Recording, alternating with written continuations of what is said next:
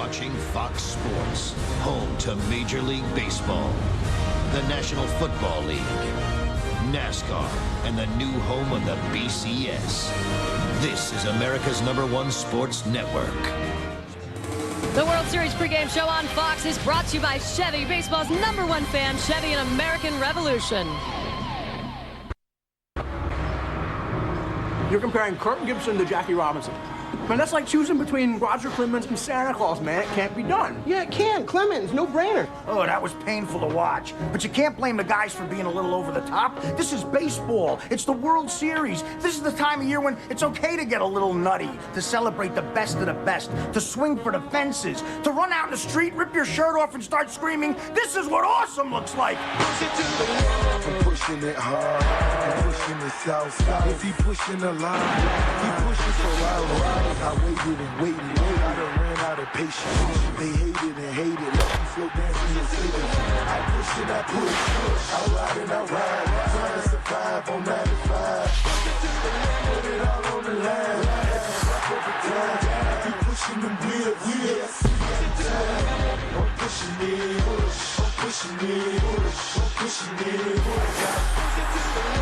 I'm pushing it. I'm pushing it. I'm pushing it.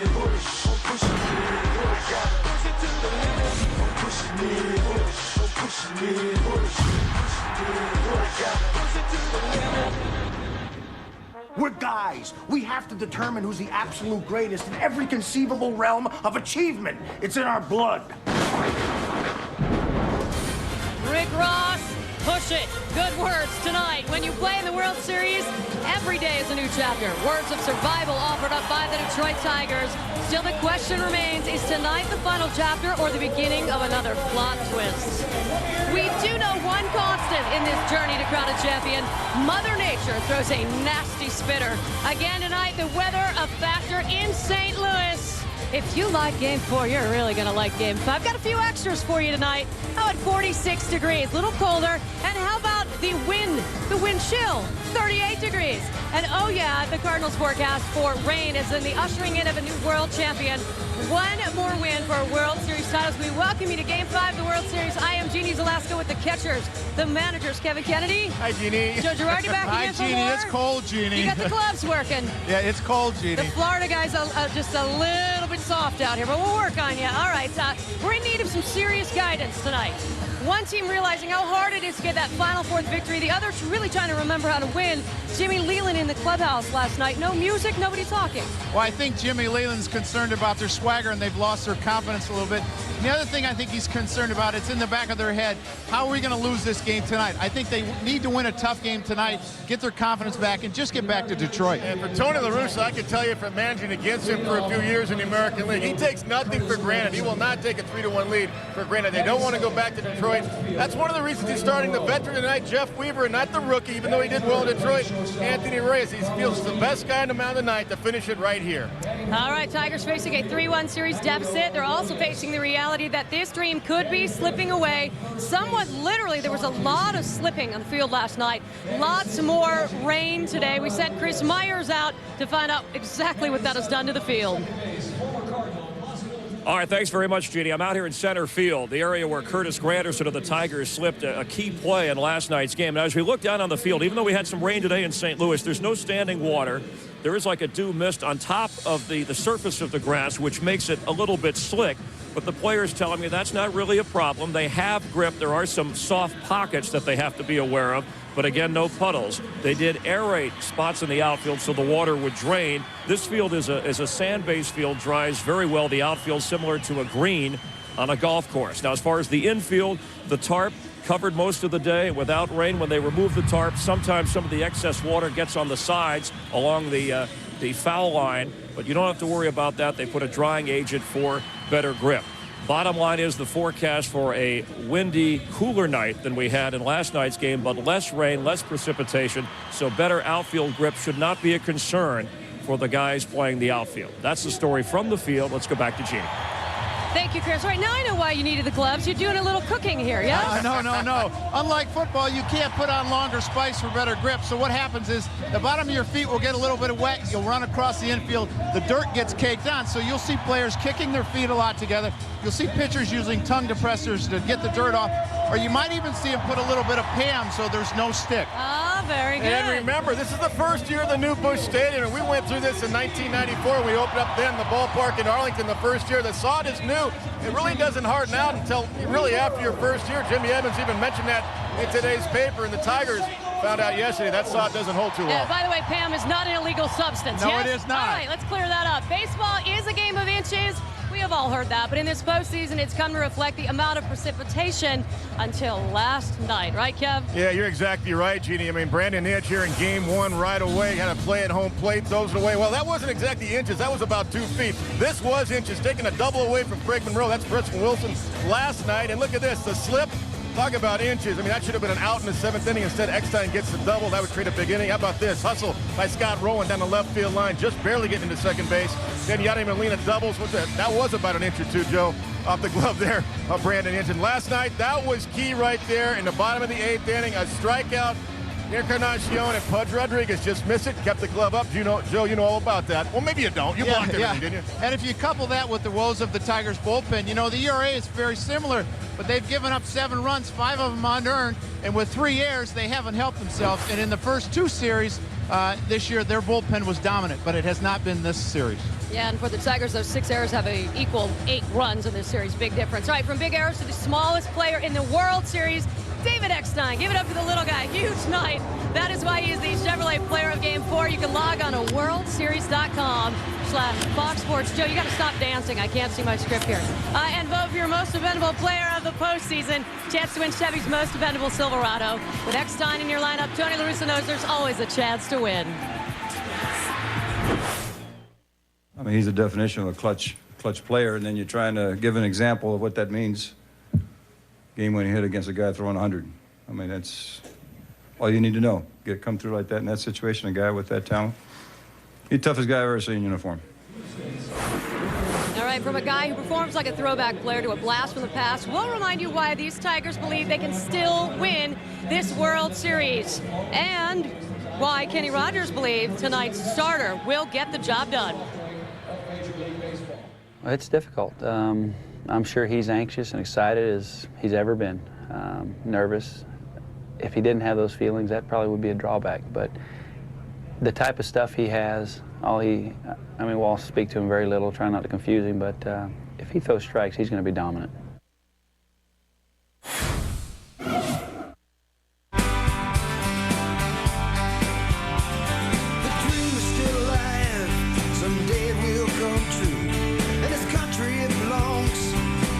Like me and you, so let the voice of freedom sing out through this land. This is our country. This is our truck, the all-new Chevy Silverado.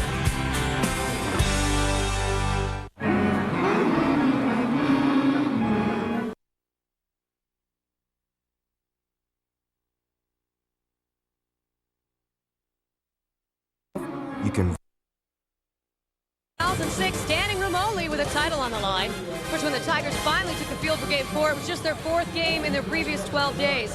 Jimmy Leland admitted they're bored. Todd Jones had used up all his material from why the World Series should be played in Maui. Sounds pretty good right now, yes, guys? It does. Talked about radar guns, global warming, just keeping it loose because this franchise has witnessed the recovery from a 3-1 deficit 38 years ago, 1968, against who else? And the who Cardinals. made the last out? It's our colleague and good friend upstairs, Tim McCarvey. He knows all about that. And, you know, has it happened to Tony La Russa before also? Yes, down 3-1. The Atlanta Braves came back against Tony La Russa's ball club in 1996. But, you know, for Cardinal fans and all that, that's a long time ago, 68. This is a new ball club, new era. And I think this is a different feeling for this Cardinal club because they've been through some tough series. They were in a tough series with the Mets, and they know that they can win, and they're playing very well now. All right, from the historical to the hysterical, what's Justin Verlander known for? We will let Scooter explain. This is Scooter. When Scooter really wants to scoop, it's time for a little heat. The pitcher just rears back and throws me as hard as he can. A good fastball comes in so fast, that hitter has no time to react. Stay right. Verlander has 3 swing and miss pitches. He has a fastball that will reach 98, 99, a devastating curveball, and he likes to elevate his fastball from time to time. And he's also got a very good changeup. You see one here to Scotty Rowland that keeps the hitters off balance. But the one thing about Justin Verlander, this is his first full season, and in the first 130 innings this year, he was 13-4. But since then, he's been 5-6 with an ERA in the sixes. And I think the Tigers are concerned, is he tired, and how will he do tonight? Well, you know what? It's cold weather. I mean, it's got to be at his advantage a little bit, you know, try to pound that fastball. As long as he's got the fastball back, that he said, you know, I really didn't have it the other night in Detroit. Maybe tonight he's got that 99 fastball. Weaver, you're not going to see 99 out of him. You're going to see a lot of sliders, a lot of drop-down sliders, breaking balls to the right-handed dominant Tiger lineup. So it's going to be up to guys like Sean Casey, and Granderson's got to get going. Against lefties, Weaver won't throw sliders. He'll throw the overhand backdoor curveball. He's got a 2-seam fastball as well. Not a whole lot of changeups out of Jeff Weaver. And as I said earlier, he gets the start tonight because on regular rest, 4 days rest, his ERA is a good 2 runs lower than it is when he has more than 4 days rest. So that's also one of the reasons Tony La Russa started him tonight. He's a long way from Southern California. Real quick, guys, predictions, real quick. Well, just like Kevin said last night, it'll be a battle of the bullpens. Neither one of these pitchers has given a lot of length, averaging just over 5 innings per game.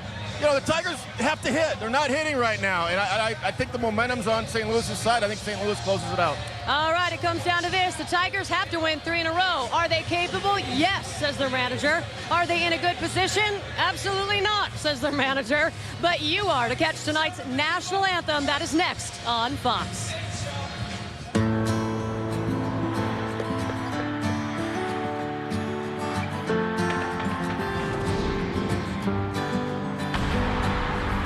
One love, one blood, one life, you've got to do what you should. One life with each other, sisters, brothers. One life, but we're not the same. We get to carry each other, carry each other.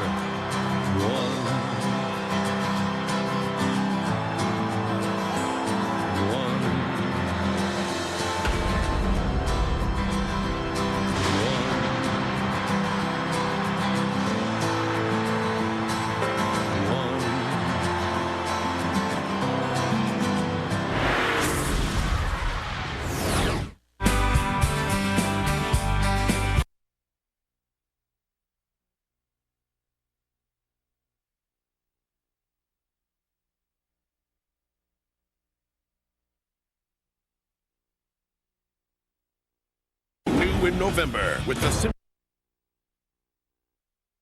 /Fox Sports. Next up, Cardinals public address announcer John Hewlett. Please stand and remove your caps for our national anthem. Performing our anthem tonight is multi-platinum Universal Music recording artist and co-star of the hit TV series Hannah Montana, Billy Ray Cyrus.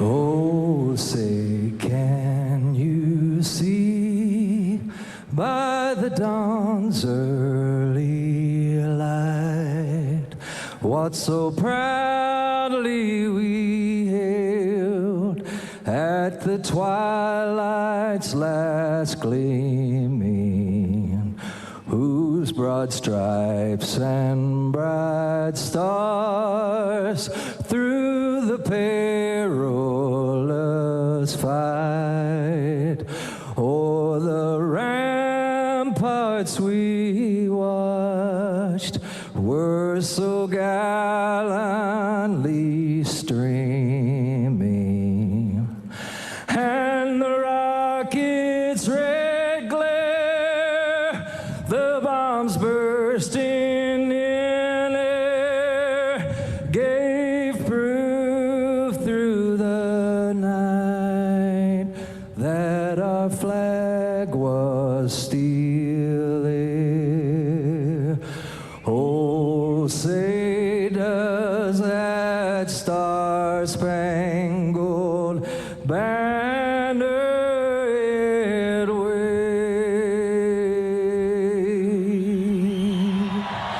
o'er the land of the free and the home of the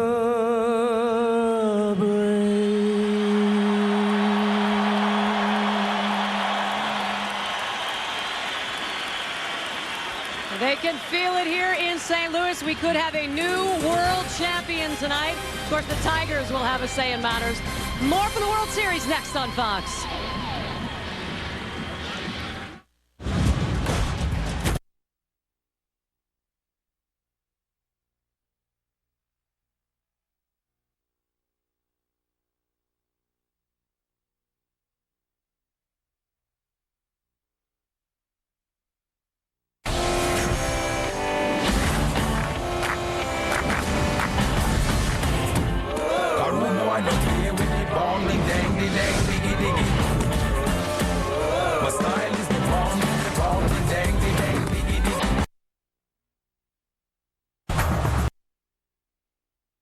Business.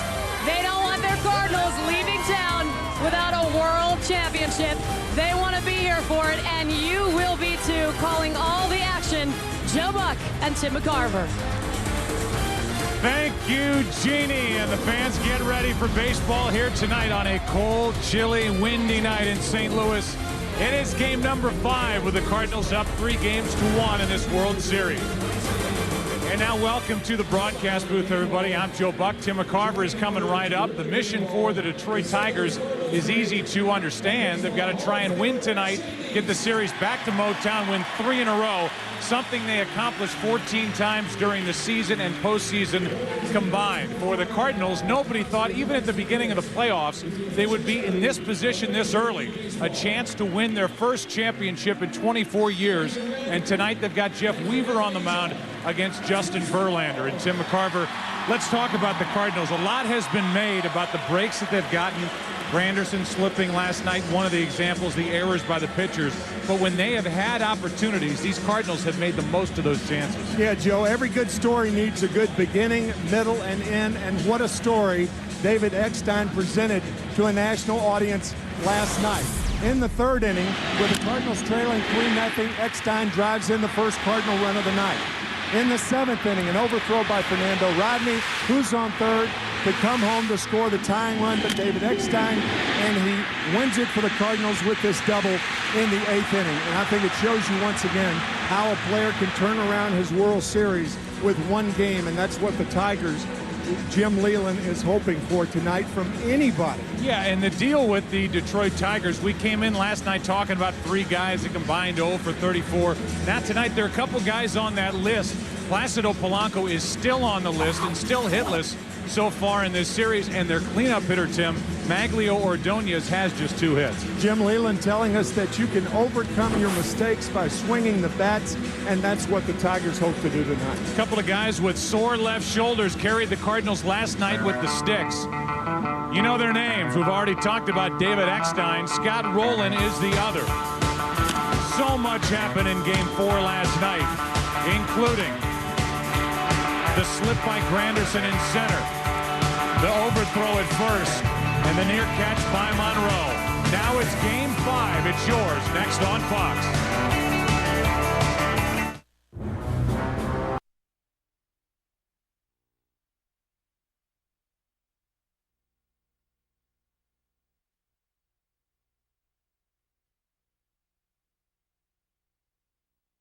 Or even 10. Cisco, welcome to the Human Network. Cisco, by Famous Bowls from KFC. Dig into great layers of flavor with KFC Famous Bowls. By Deck the Halls, starring Danny DeVito and Matthew Broderick, November 22nd. Only in theaters. And by Travelers Insurance, in sync. What's the weather like tonight in St. Louis, you ask? Well, it isn't a washout like some people predicted yesterday. It is 46 degrees, although you would have a tough time convincing people that it's 46 degrees. It feels like it's about 3. The wind chill makes it feel like 38 degrees, and you can see the wind is at 23 miles per hour out of the northwest. And here is the lineup for the Tigers, and it's brought to you by Bank of America. Same look as last night for Jim Leland. Granderson leads it off, then Monroe batting second. Carlos Guillen hits third. Ordonez cleans up. Sean Casey had a big night last night. He's in the number 5 spot again. Ivan Rodriguez does the catching. He had 3 hits. Polanco still hitless. Brandon Inge is batting 8th. And Justin Verlander is pitching and batting 9th. And here is the former Tiger, former first-round pick for Detroit back in 1998. Jeff Weaver making the start here in Game 5.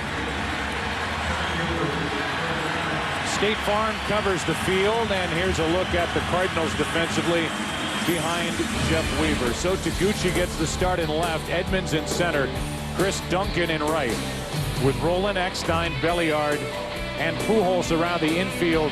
Yadier Molina does the catching. The 2006 World Series brought to you by Budweiser Select, brewed longer for a bold taste that finishes clean. Expect everything. Strike 1 on Granderson up there ready to rip. Only 2 for his last 23. Covering 6 games and 1 for 18 in this World Series. And 0 for 3 against Jeff Weaver in Game 2.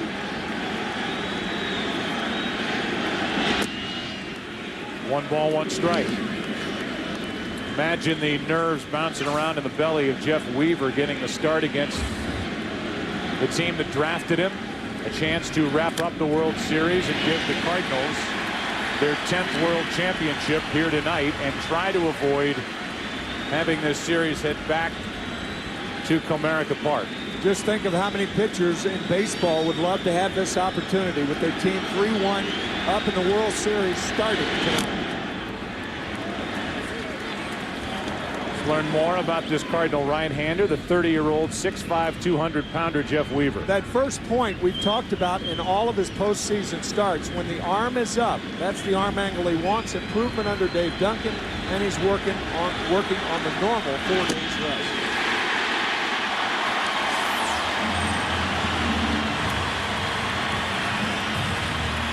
A strikeout of Granderson to start the night for Weaver. You could see Molina setting up high around the letters. That's where the pitch is. And Granderson, who led the American League in strikeouts this year, is the first victim of Weaver. Now it's Monroe who took Weaver deep in game number 2. Strike 1. Craig is 3 out of 16. His 2 home runs coming. One in game 1 at the end of it, and the other one in the first of game 2. That gave Kenny Rogers all he would need as Rogers and Todd Jones combined for the victory. Rogers did the tough part with his 8 shutout innings.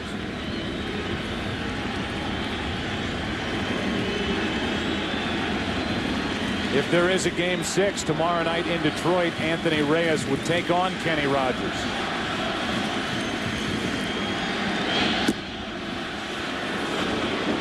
Ball 2.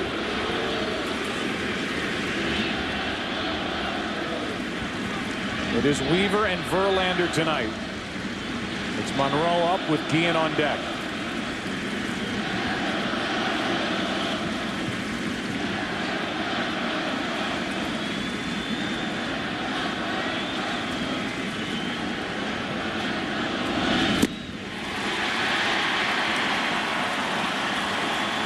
One thing is pretty clear. When you're facing elimination in a World Series, it's very difficult to sit down in the dugout. Almost all the Tigers, and really for that matter, all the Cardinals standing.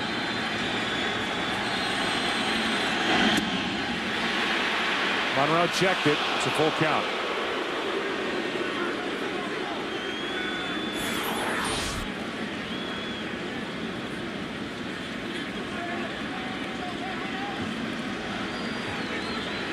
No doubt that Monroe did not offer it that pitch, and now 2 out.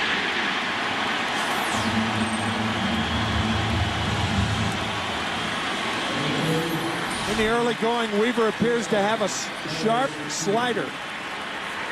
So you got Granderson on the fastball and Monroe on the slider. Slider from a right-hander sliding away from a right-handed batter. The story with Weaver is something that, if you're not familiar with it, just checking him out for the first time, as he makes this Game 5 start, now deals with Carlos Guillen. I mentioned he was drafted by Detroit, came up in '99. In '02, he was traded to the Yankees just after signing a 4-year, $22 million deal, and he had a year plus. Not a whole lot of fun with New York. He leaves New York. He has 2 years with the Dodgers, goes 27 and 24, signs a 1-year deal this year with the Angels, goes 3 and 10. And to make room for his younger brother Jared to come up and pitch, the Angels cut him loose. Now he's in St. Louis. Now he's through 1/2 inning. There is no score in Game 5 with the Cardinals up 3-1.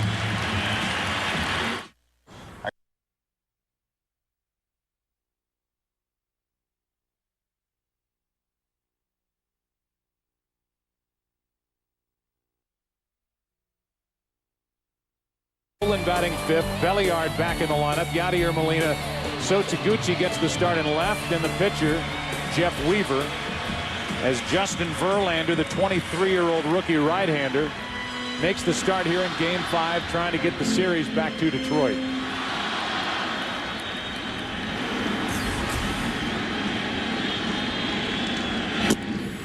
Blistering fastball for strike one, and it was the velocity, or the atypical velocity for Verlander, that caught the attention of the Tigers back in Game 1 when he hooked up against Anthony Reyes. Instead of his normal 95, 96 mile an hour fastball, Jim Leyland and the Tigers saw an 88 and 89 mile an hour fastball. There's 94 from the right-hander, and he's behind on the count to Eckstein, 2-1. Justin trying to turn that apprehension into positive energy for the Tigers. Eckstein hits it in the air to left field, and easy for Monroe. 1 away. Take a look at the defense. State Farm covers the field. The Tigers defensively have Monroe in left. In center, it's Granderson. In right, it's Maglio Ordonez. Around the infield, Inge, Guillen, Polanco, and Casey. And the 4 errors by the pitching staff in the World Series is the most in World Series history. Just so you know, in his career, Verlander has committed 4 errors. Here's Chris Duncan, 1 out, nobody on. 2 rookies hooking up, and that's low for ball 1. The likely American League Rookie of the Year, Verlander, deals, and it's 2-0. Verlander looks like he is going 100 miles an hour out there. He was working with a fast pace in Game 1. He's right back at it here in Game 5. He's 3-0. He works very quickly normally, and the one thing from a catcher's standpoint that you can do is you could slow him down. Justin, take a step back, says Pudge Rodriguez. 3-1. Eckstein fly to left. Duncan is trying to get on in front of Pujols, who has only 2 hits in this World Series. That is foul.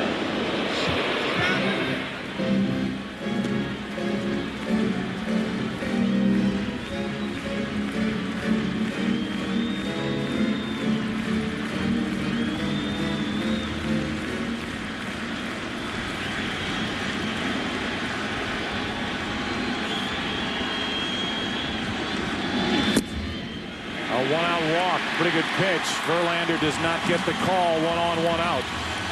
And our MasterCard keys to the game. A lot of ways to put it, but what the Tigers will attempt to do is to have 3 one-game winning streaks. For the Cardinals, they want to get it done in front of this very, very faithful following here in St. Louis. Pujols now, I mentioned only 2 hits in this World Series for the Cardinal MVP. One of the 2 hits, a home run to right off Verlander back in Detroit. And skips in there. Duncan down to second with 1 out. That was a pitch thrown out of nervousness right there.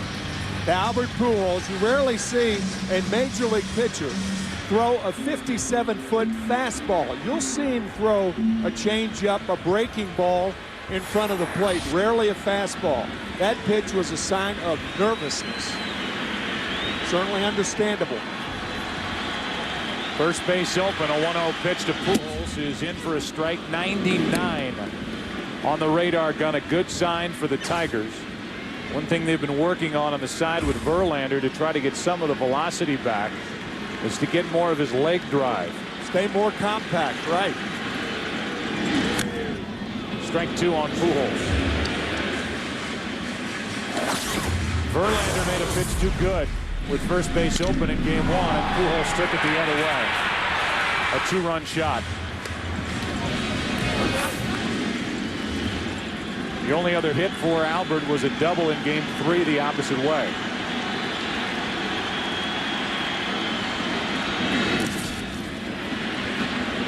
Two and 2, and Rodriguez is going to be tested tonight. That was really a good play right there. Tough curveball. Remember, catchers anticipate the breaking ball in the dirt. Go right down with it. Good play, Rodriguez. 2 and 2, the count on Pujols.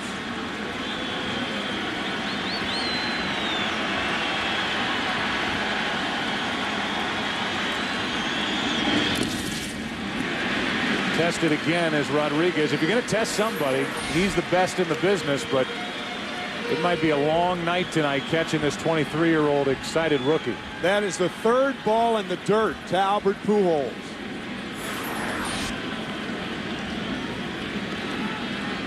A 11-time Gold Glove Award winner.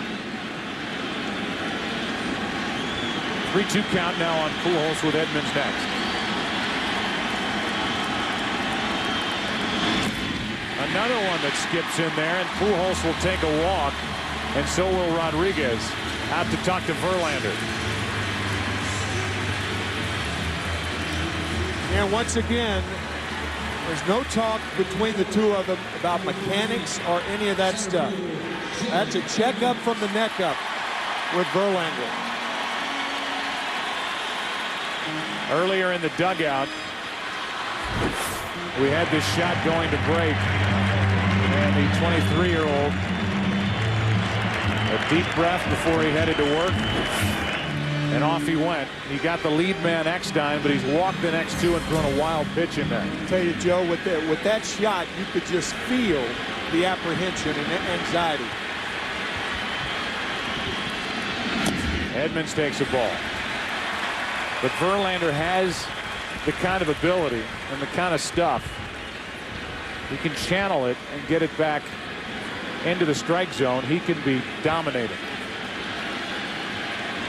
He's got to find it here fast.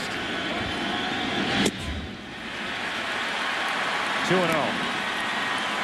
Now Guillen, one of the leaders on this Detroit team, is going to come in and try to slow down Verlander, and so will the pitching coach. Hernandez try and do the same.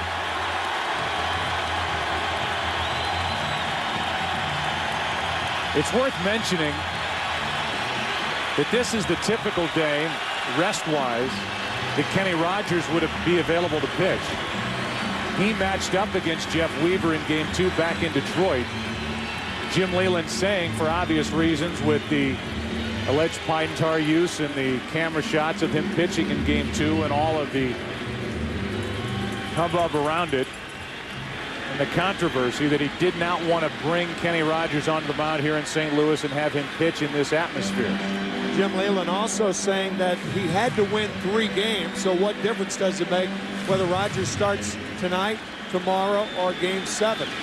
There's certainly credence in both lines of thought. 3-0. The other camp is get a win here tonight and get it back into our home ballpark and take our chances there. Probably a stronger point. Really already getting loose here in the first inning, and it's 2 on with 1 out. 3-0 to Edmonds. 3-1. That just caught the corner. Home plate umpire tonight is John Hirschbeck. One break for Verlander. Hirschbeck is known as a pitcher's umpire. Wide strike zone.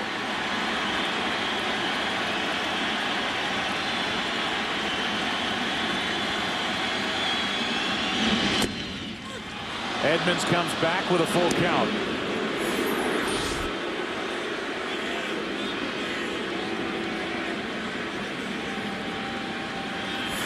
Caught the edge according to Hirschbeck.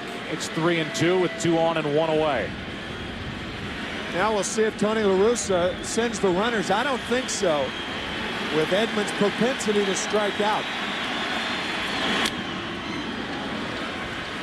This would be a huge out for Verlander to come back and get. He was 1 pitch out of the strike zone away from loading the bases with 1 out for Rolen, who has hit in 9 straight. And he's fought back to a full count on Edmonds.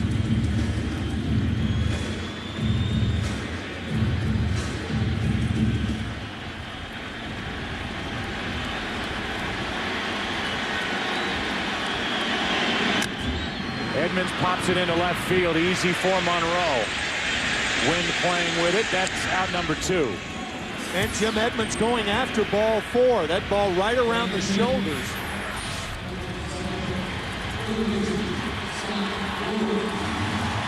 I do not think Verlander would have gotten that call. So Edmonds helping Verlander out.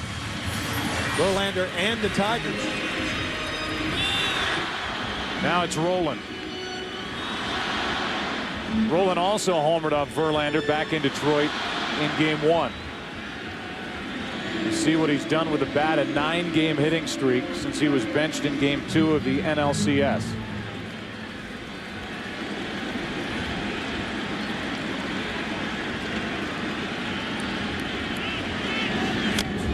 Strike 1, 97 from Verlander.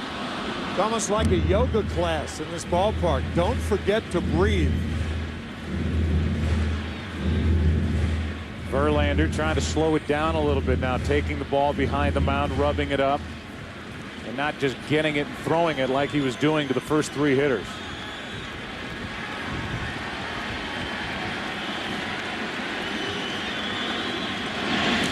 That gets away, and the runners advance to second and third. 2 wild pitches here in the inning. Verlander had only 5 wild pitches the whole season. This ball off the arm of Ivan Rodriguez, the breaking ball. So the second wild pitch of the innings, and the runners move up. Really still getting loose for the Tigers out in their pen.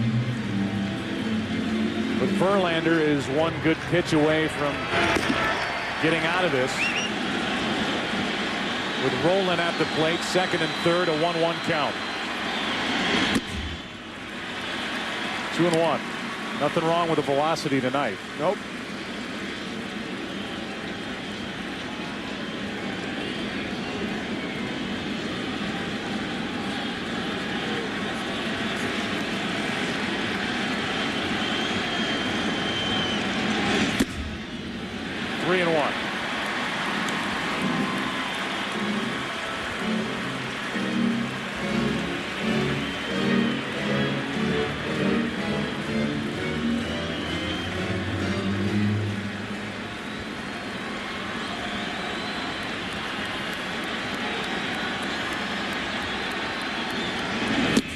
Bases loaded, 3 walks and 2 wild pitches here in the inning. Belliard's coming up.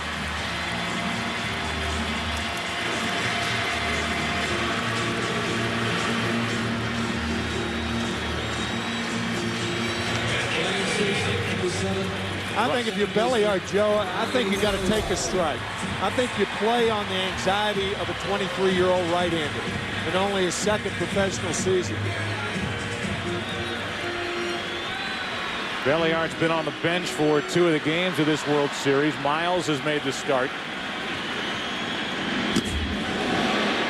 Ball 1.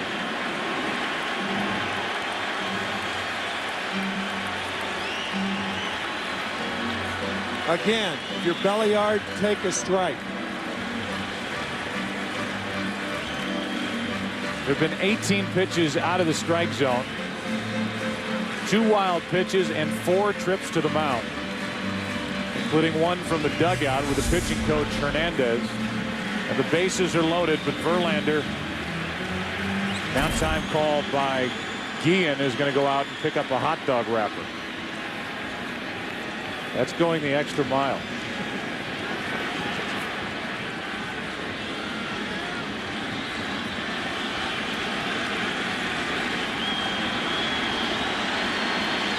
Bases loaded, 2 out. 95-mile-an-hour fastball, 1 ball, 1 strike.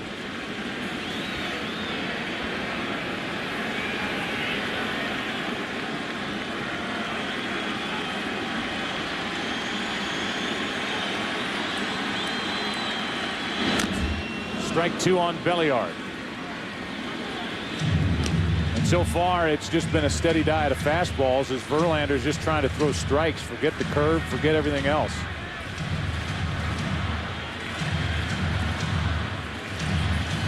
Does he dare try to break off a curveball here with the bases loaded, 2 out and a 1-2 count? I don't think so. 100 miles per hour, but ball 2.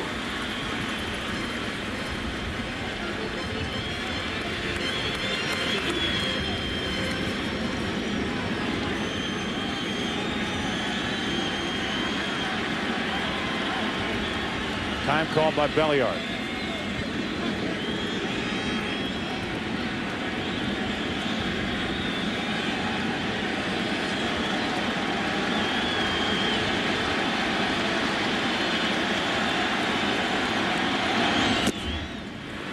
Ball 3, full count, and the runners will go.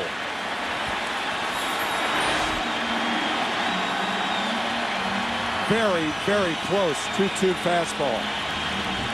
That could have gone either way.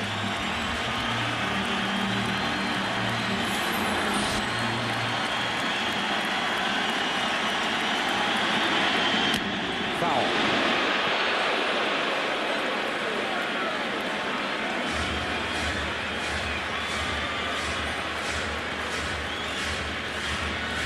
Duncan will tiptoe from third. Pujols will take off from second, and Rolen will take off from first.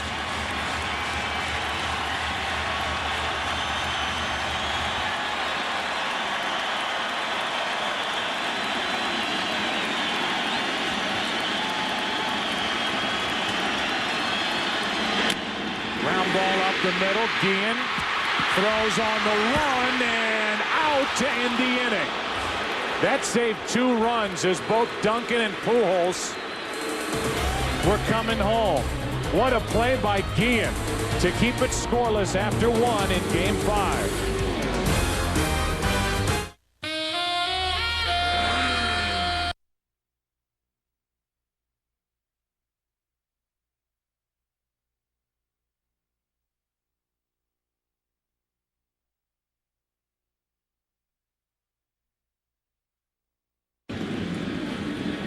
Well, Busch Stadium is dead quiet as the Tigers and Verlander get out of that jam. Belliard grounding out to short. Good play by Guillen. And a great play by Casey on the other end. I couldn't help but be taken by not only Sean Casey pumping his fist, but Verlander pumping his fist, almost like it was a clinching situation. They just got out of the first inning. Well, after all that, Verlander, who walks 3, throws 2 wild pitches. Tigers shoot off the field. Still a scoreless game, and Ordonez swings at a pitch over the inside part. 1 ball, 1 strike. There are the numbers for Maglio in this World Series. So far, he is just 2 out of 15. John Casey on deck, then Ivan Rodriguez against Jeff Weaver. On the outside corner, strike 2.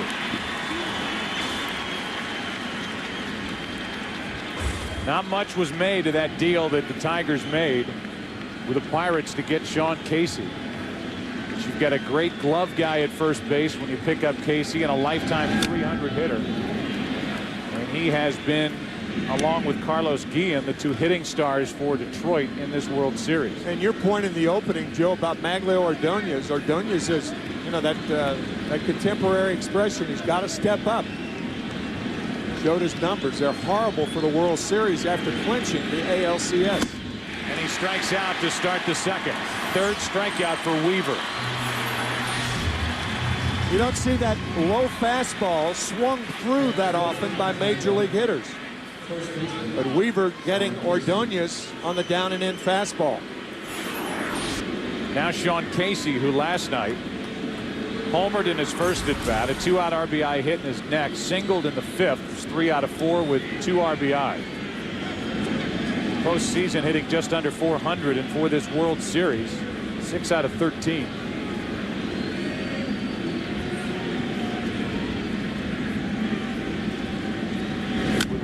Casey fouls it. Jim Leyland quoted as saying, "We've got to win 3 in a row," and that pretty much puts it real simple. Are we capable of doing that? Absolutely. Are we in a good position? Absolutely not. If we win Game 5, we keep playing. If we don't, we go home. Either way, they go home. But will they go home to play baseball tomorrow night? Here's an 0-1. 1 ball, 1 strike.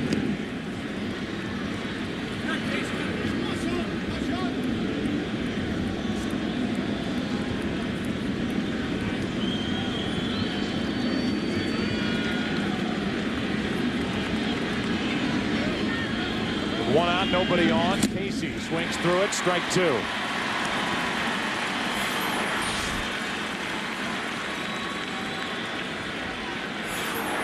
I know Weaver's had success up there through the first 5 hitters, but Jeff Weaver can't expect to get Tiger hitters out on high fastball. Not on a consistent basis. On the inside corner, 2 out. 4 strikeouts for Weaver. This a tailing fastball that comes back over the inside corner to get Casey. And that's what Weaver has to do to be successful. Move the ball in and out and keep those left-handed hitters from hanging out over the plate waiting to jump on something. That's how he had success against the New York Mets and their 6 left-handers that they threw at him. Now Ivan Rodriguez, who helped guide Verlander through that long bottom of the first. A 35-pitch inning for the Tiger right-hander. Strike 1.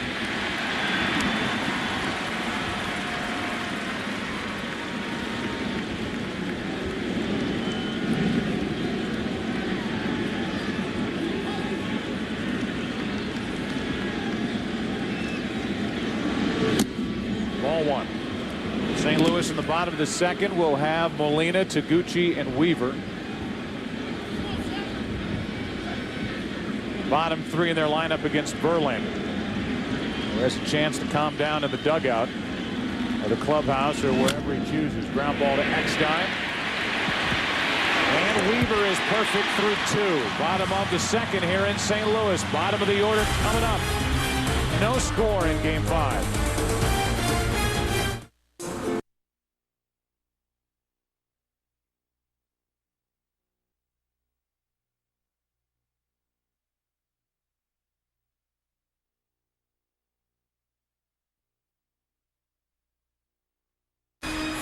A great experience on DVD, so check it out, MLB.com. Ball 1 high from Verlander to Molina. Verlander walked 3 through 2 wild pitches in the first, and he guides one into the strike zone there for the Cardinal catcher. 1-1. Taguchi on deck, and then Weaver the pitcher. That's strike 2. Change up after 2 fastballs. Sometimes you go through a first inning like that where you throw 35 pitches and you get out of it, and that helps relax you. Breaking ball missing, and it's 2-2. Molina has had a terrific postseason. 327 overall, and he's hit 2 home runs, driven in 8. Up and after that one, still 2-2.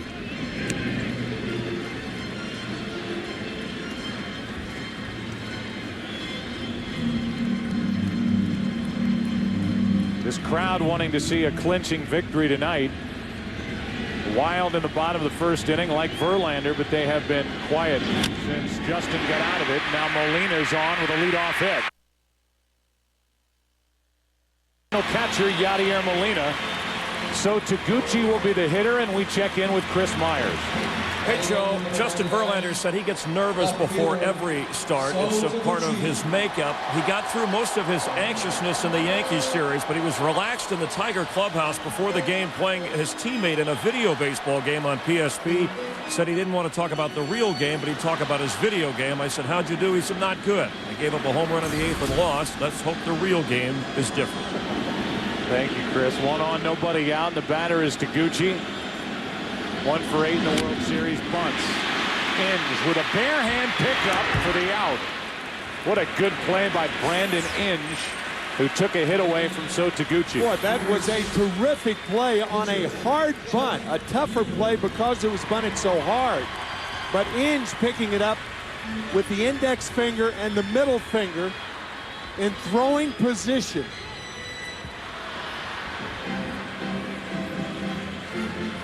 There's no way to catch that ball in the palm of the hand and get it into a throwing position so you make the play in the throwing position. That was a dandy by Inge. Now it's Weaver, so Taguchi bunts. It goes down as a sacrifice. Weaver grounds weakly to Guillen. 2 out. And Eckstein will be the hitter.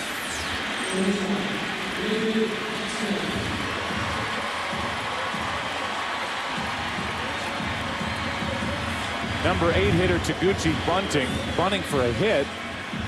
Goes down as a sacrifice, but the out then leaves it up to Weaver, who had 3 hits and 27 at-bats during the regular season. He taps out. Now Eckstein, as he did last night, tries to give the Cardinals something with 2 out. I think when it's clear that a hitter is not bunting to sacrifice the runner over, it should be a time at bat and no sack. In that situation, clearly, Taguchi trying to bunt him over, but not for Jeff Weaver.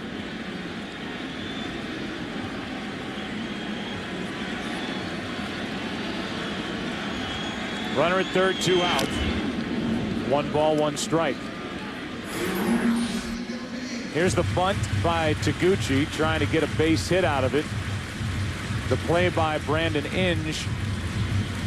And the reaction to that play from Tony La Russa in the Cardinal dugout. Eckstein shatters his bat. That's a fair ball. Inge throws wildly to first. Cardinals take the lead, and Eckstein down to second. He has delivered again.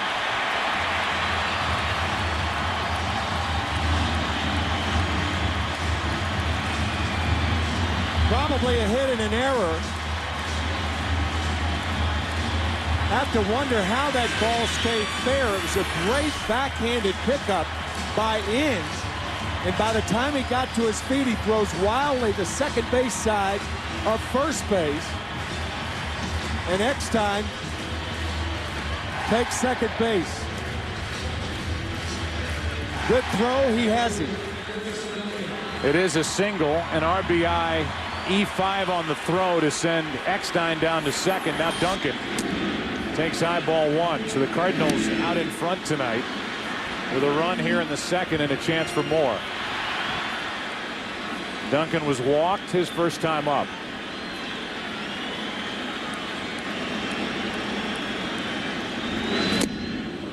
Fooled on that pitch from Verlander was the rookie Duncan. 1-1. Joe would have taken lightning fast reactions, but Inge probably would have been better off going home on that ball because of the speed of Molina and the fact that Molina was looking back at Inge at the play. Had he gone home, he's got a better chance of getting Molina, but watch Molina look back, not running hard, but had he come home, the chances, it's a shorter throw, but you have to have lightning fast instincts to think that quickly. Now 3-1 on Duncan with Albert Pujols on deck.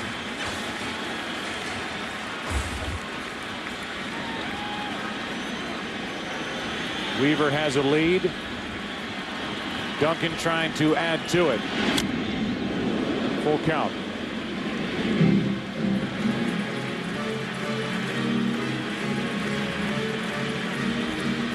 Tigers join a list they want no part of. The first team to commit an error in each of the first 5 games of the World Series since '79.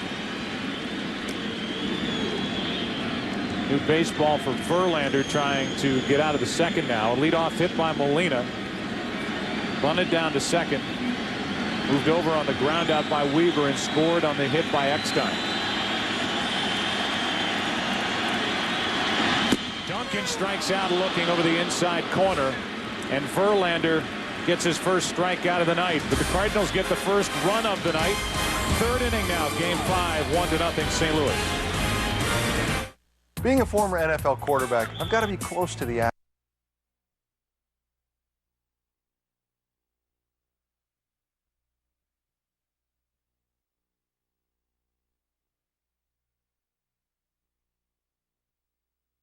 New time, 9/8 Central. You do know that you can't really pierce me with your stares. This Tuesday after Standoff on Fox. On Wednesday, Derek Jeter of the Yankees and Ryan Howard of the Phillies were honored as the 2006 Hank Aaron Award winners. The Hank Aaron Award recognizes the most outstanding offensive performer in each league. Howard and Jeter were selected by an online vote. More than 250,000 fans cast their votes.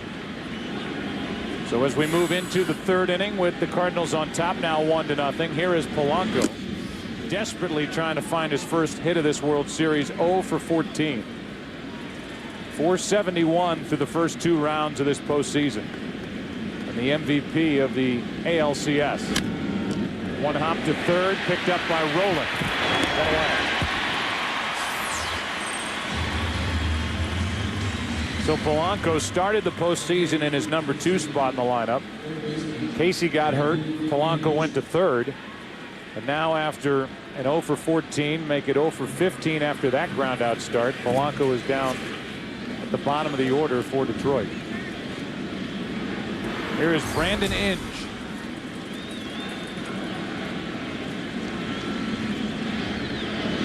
Last night, as he takes low on a breaking ball from Weaver, Inge hit an RBI double off Adam Wainwright at the top of the 8th inning to tie the game at 4.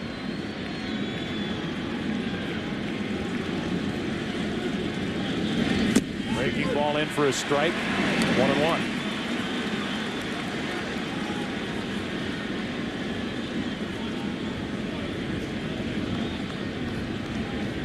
With 1 out, nobody on, that misses down and away. 2-1. Who would have thought it with Jeff Weaver, a guy who was 5 and 14 in his first 26 starts this year. Ripped into left field. Back is Taguchi and cannot get there. Brandon Inge digs for second, and the throw will be late. Inge with another double. One thing that you notice about Brandon Inge, he has sneaky power. When he gets balls in the outfield on the line, they have carry power. And this one carrying over Taguchi's head for yet another double by Inge.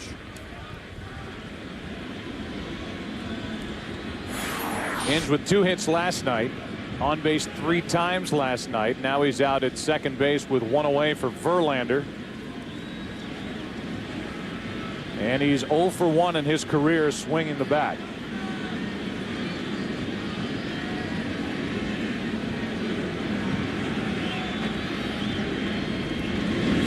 Grounds it back to Weaver. And his throw, as they've trapped Inge between second and third. Rolling with a tag and a fielder's choice 1-5.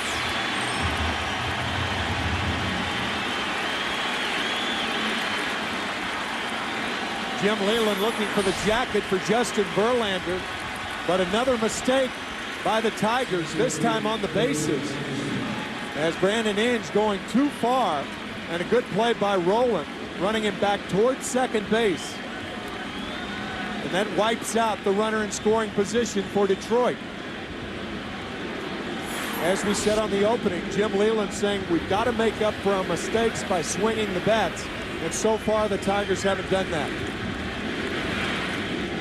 The ball was headed back up the middle. Weaver was in good fielding position after letting the pitch go, made the play easily. The fielder's choice. Now Verlander has to run the bases. He's at first with 2 out for Granderson, who's 0 for 1 and 1 for 19 in this World Series. You're basically sitting with Jim Leyland. He just sat at his desk tonight before the game and said, what can you do? I mean, we just haven't played well. We haven't hit well. We've made errors. Then he pointed to the Cardinals. He said, who knew against the Mets that for New York it wouldn't be the pitching of the Mets that beat New York, it'd be their own hitters. And that's pretty much the same thing that's happening to Detroit as they started tonight with a team average of .211 in this World Series. Wow. But a lot of mistakes, not just a lack of hitting. Granderson lines one into center, and you see what that base running play by Inge did. Took a run off the board possibly for Detroit. As Granderson gets the base hit, it's 2 on with 2 out. And before the at bat, here is Curtis Granderson. What's up? Maybe. Pitchers get that luxury. They get to run the bases with the jacket. I don't know why they don't let us do it. Such a nice, neat guy. And Granderson talking to the fans by the on-deck circle as now Monroe has a chance with 2 on and 2 out to do damage for Detroit. Lead runner is Verlander, the pitcher. The trail runner is Granderson with great speed. And Inge is still over there shaking his head after being trapped on the bases. To third. Rowland smothers it and throws it. The Tigers get 2 hits, lose Inge on the bases, and it hurts Detroit. Bottom of the 3rd inning, game 5. Part of the order for the Cardinals up by 1.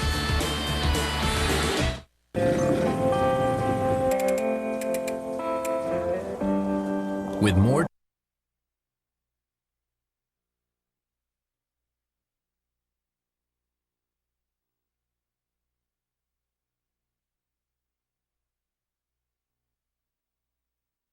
friends can win a trip to the BCS National Championship, plus the ultimate tailgate F-150. Log on to foxsports.com/tailgate.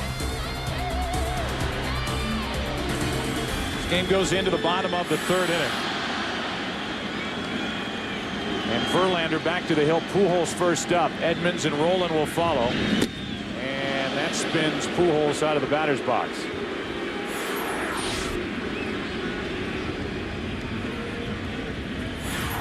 Who would have thought that the St. Louis Cardinals would be up 3-1 with the clincher, perhaps, potentially, tonight with Albert Pujols only 2 for 12.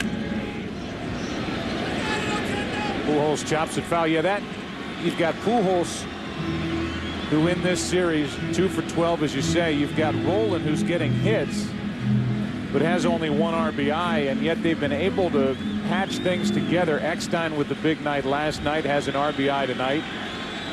Enough to take a 3-1 series lead. That is just blistered over the outside corner by Verlander, 1 and 2. Nobody's going to hit that pitch.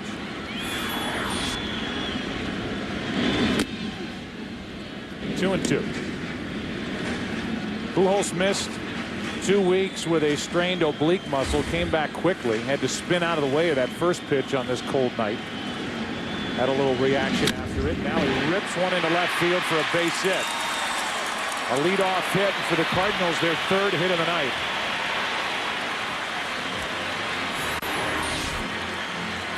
Rodriguez setting outside, the pitch was inside. Gives you an idea of major league pitchers. They do not hit the spot every time. That pitch missed by about 6 inches. 1 on, nobody out. Jim Edmonds digging his way in. He flied out to left on a 3-2 pitch. Back in a long 35-pitch first inning for Verlander.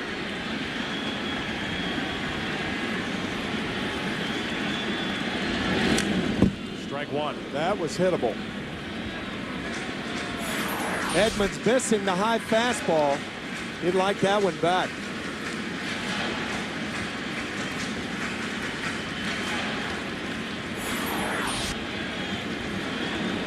Edmonds 4 out of 14 in this World Series. Pujols still trying to stretch out over at first base. 0-1. Inside corner, 0-2.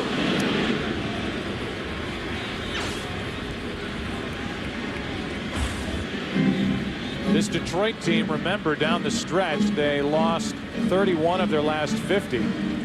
And then their last 5 games to a combination of Toronto and Kansas City to lose the division. They were the wild card. But it looked to all the baseball world like they had put that stretch way behind them. And after losing the first game of the division series at Yankee Stadium, they won the next 3 against New York. Swept Oakland 4 straight. Jim Leland is trying to find the right formula with his lineup. Cut down on these errors. Get some big hits. So they've been unable to do. Edmonds grounds to first, foul. Still 1-2. The Cardinals, on the other hand, almost let a 7-game lead slip away to the Houston Astros. Got down to a half game entering the final weekend. And it took a win by Atlanta over Houston on the final day of the season to assure the Cardinals that they would not have to play an extra day as a makeup game against San Francisco the Monday after that final Sunday, and they were in the postseason, but not expected to do much. 2-2. Yet here they are after getting past San Diego, then the Mets in 7 games, leading this World Series. 3 games to 1. The experts are idiots. That is well said. Here's a 2-2. Full count.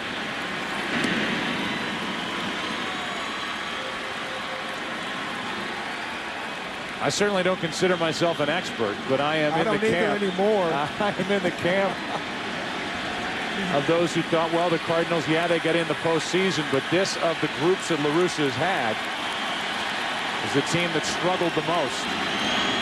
Pujols running, and they have Albert caught in a rundown as Edmonds struck out. And now Pujols is tagged out, caught stealing in a double play. 2 out, nobody on. Well, in the first inning, La Russa did not send the runners, but here with Edmonds up, this time he does send the runners. Pujols stopping between first and second. The interesting thing is Rodriguez did not have a hold of the ball. Had Pujols continued to second base, maybe there's an outside chance he makes it. But once in a rundown, he's easy prey. Caught stealing 2-6-3. Now it's rolling with the bases empty and 2 out. Takes a strike.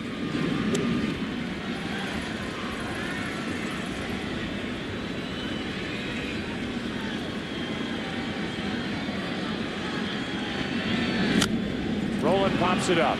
Second base position. Polanco is under it. And game number 5 goes into inning number 4. Detroit will bat. Big bats coming up for the Tigers, down 1-0.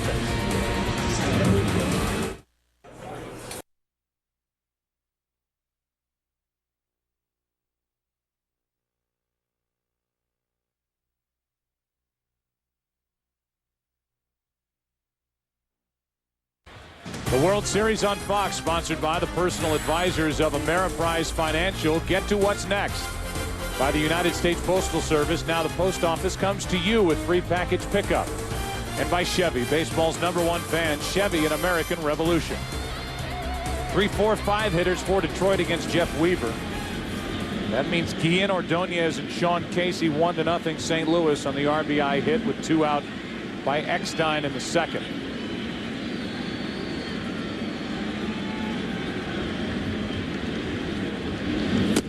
Guillen takes ball 1. What Detroit needs in the way of opportunities is first and third, nobody out. First and third, 1 out. That's how you get those multi-run innings. And Detroit has had a lack of those through these 5 games thus far. Guillen flied out to left his first time up. That's to first and comes back for Pujols, who limps to the bag. 1 out. Our game summary is brought to you by Verizon Wireless. As we're here in Game 5, Cardinals leading 3-1. Eckstein with the RBI hit in the second. Brandon Inge, his 3rd error this World Series. And Jeff Weaver struck out 4 of the first 5 batters and has gone 3 1/3. For the most part, Tony La Russa has not let Weaver go too far. You look at his last 9 starts, he's 5-2 with an ERA just over 4, but in no start did he go past 6 innings. They have limited his exposure, and it has paid off as Ordonez takes ball 2. Also, Joe, we talked about the Tigers in multi-run innings. They have had 2 multi-run innings in this World Series. 2 innings in which they scored 2 runs. Getting back to Jim Leyland's remarks before the game, these guys just have to hit to win. And so far, that has not happened. Ordonez struck out his first time. And he gets under this one into shallow right center. Edmonds, Duncan, and it's Duncan who drops it. Jim Edmonds did not take charge, and Chris Duncan, playing in right, commits his 2nd error of this postseason. Tell you, you can see Edmonds right there, and Duncan ultimately tried to one-hand it. I'm not too sure that Jim Edmonds wasn't the guy who got in the way there. If he, I mean, that ball's in the right field. If you're the right fielder, you got to make that play. Edmonds coming over, calling for it, and now he ducks in. I'm not too sure Edmonds wasn't in the way of Duncan on that ball. He may have still dropped it. But with that much interference, General Manager Walt Jocketty saying a routine play not made by the Cardinals. And now we'll see if the Tigers can take advantage of that mistake by St. Louis. Cardinals have taken advantage of Tiger mistakes in this series, and now an error on a routine fly ball to right. And who better for Detroit to step in right now than their hottest hitter, Sean Casey, who hits it down the right field line into the corner. At the wall, this ball is gone for a 2-run home run, and Detroit takes a 2-1 4th inning lead. An error and a home run on the very next pitch, and the Tigers jump on top. Let's go.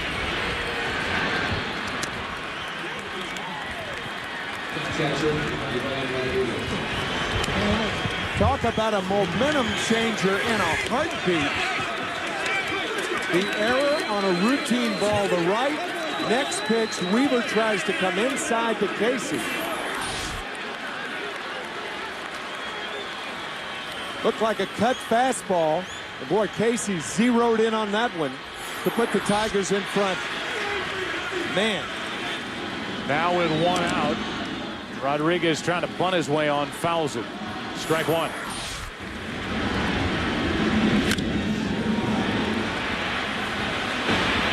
Only question was whether it would hook foul, and it just did stay fair.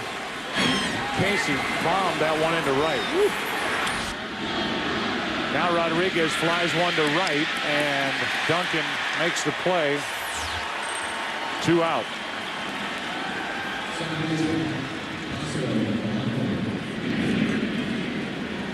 We saw Edmonds earlier in this postseason on a ball in left center cut in front of Chris Duncan to make a play. Edmonds was certainly there. Duncan was there waiting for that fly ball in right. Edmonds ducked behind him. Duncan missed it. The home run followed. The Tigers take advantage of the mistake, and now Polanco takes a strike, and we get another look. Duncan just learning the outfield. He makes his 2nd error of this postseason, and Polanco hits a one-hopper to Belliard. Polanco is now 0 for 16, but the Tigers take the lead. An error, a 2-run home run. 2-1 Detroit after 3.5.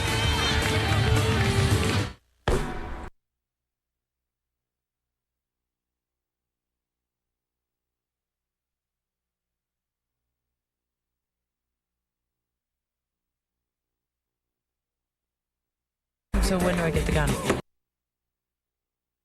Taguchi, if anybody gets on, Weaver the pitcher. 2-1 Detroit on top. Belliard grounded out with the bases loaded in the first, and he hits it here into left right at Monroe. 1 pitch, 1 out. Tony La Russa chatted with us during the last break. Well, Tony La Russa in the top of this 4th inning, an error, and the Tigers took advantage of it. Sean Casey has been red hot. Let's talk about Duncan out in right. What did you see from the dugout? It looked like Edmonds was in a position and then ducked behind Chris right as the ball was coming down. Yeah, it looked like Jim got, over aggressive, and it was a routine play for Chris. But I think Jim just got aggressive outfielder and distracted him a little bit. We like being aggressive, so that's part of the game. Let's talk about Verlander. You saw him walk 3 in the first inning, throw a couple of wild pitches. He settled down a little bit. What do you see from the dugout tonight for the young right-hander? Well, there's nothing wrong with his stuff. His location's been a little off, and we missed a couple of chances, but he's a handful to go against. We'll just have to wait and see. All right, Tony, thanks for your time. Down and away is the next to Molina, and the count goes to 2-1. Joe, I have heard you and Troy Aikman and football announcers talk about a wide receiver hearing footsteps from a defensive back. Well, outfielders hear footsteps too, and perhaps that's what happened with Chris Duncan. Molina has a 2-hit night, and he's on with 1 out here in the 4th inning.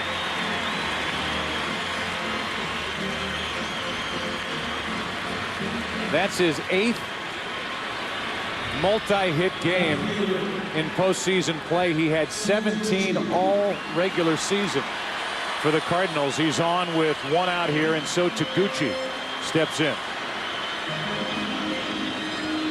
Now that Verlander's throwing more strikes, there's a chance that the hit and run may be employed right here. If you do that with 1 out and the pitcher on deck, you have a chance to get the runner to third with less than 2 outs. Ball 1. If you're going to do it, now's the time to do it because the count's in the favor of the Cardinals.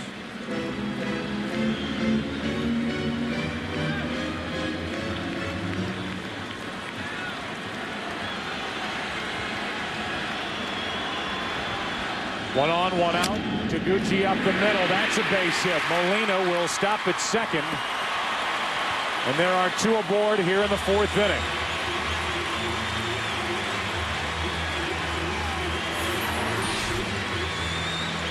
Pitch was down and in, laced back through the middle by Taguchi.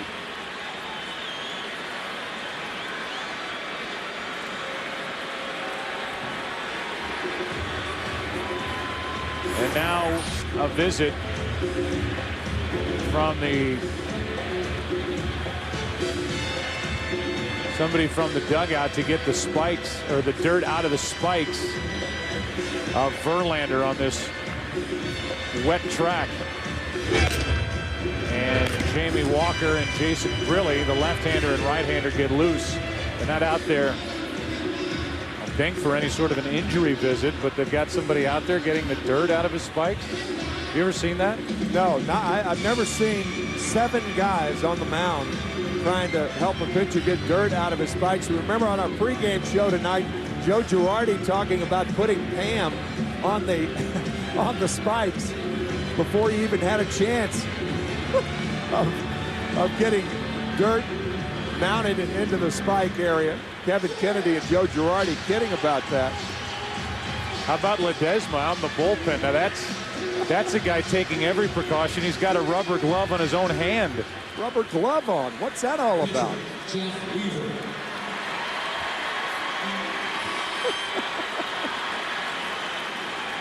Some of that balm that we hear. I know Clemens likes to use that stuff. As Weaver, trying to bunt, pops it up and backing out of play.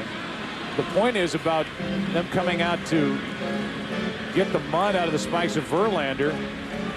Leland trailed everybody out there, and as it turned out, Leland ends up having a visit with Verlander in what should be a bunting situation for the Cardinals with 2 on, 1 out, and not much speed at second with Molina, the lead runner.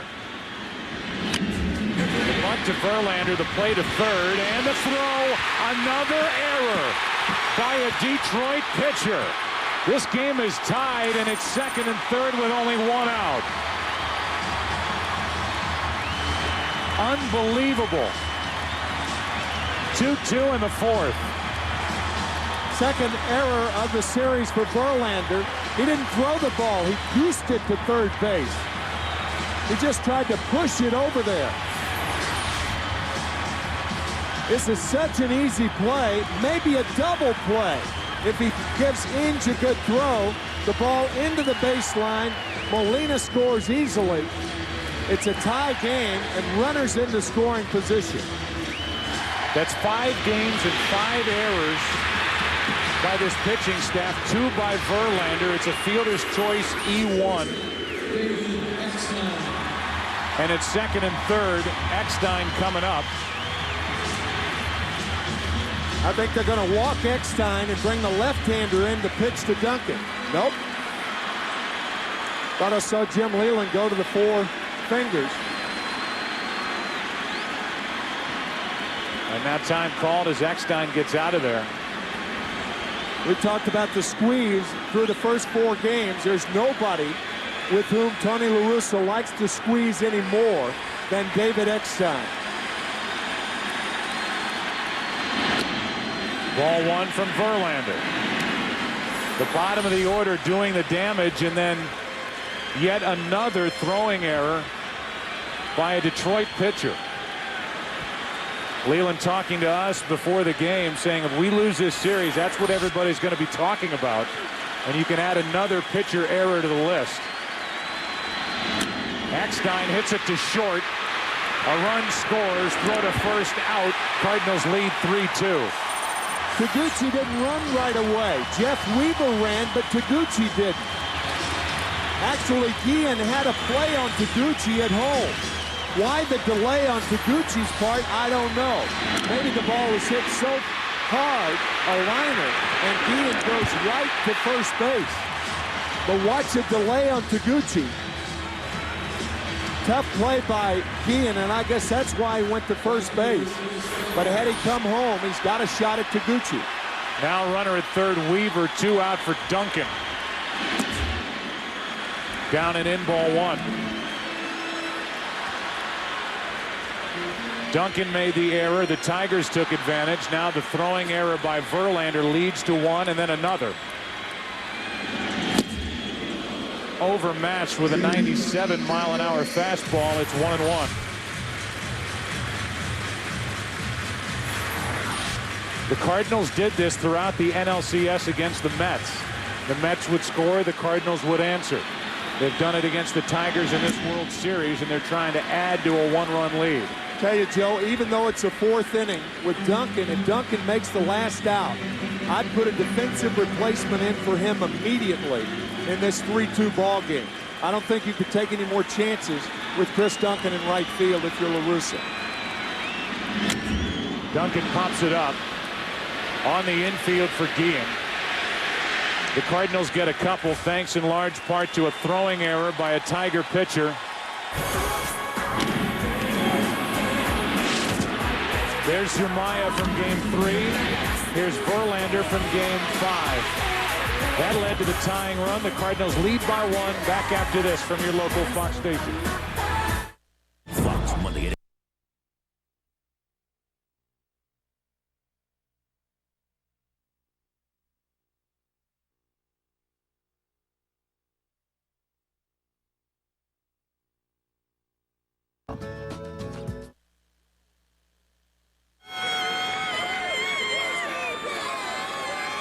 Back here in St. Louis, 5th inning now of game 5. Each team got 2 in the 4th.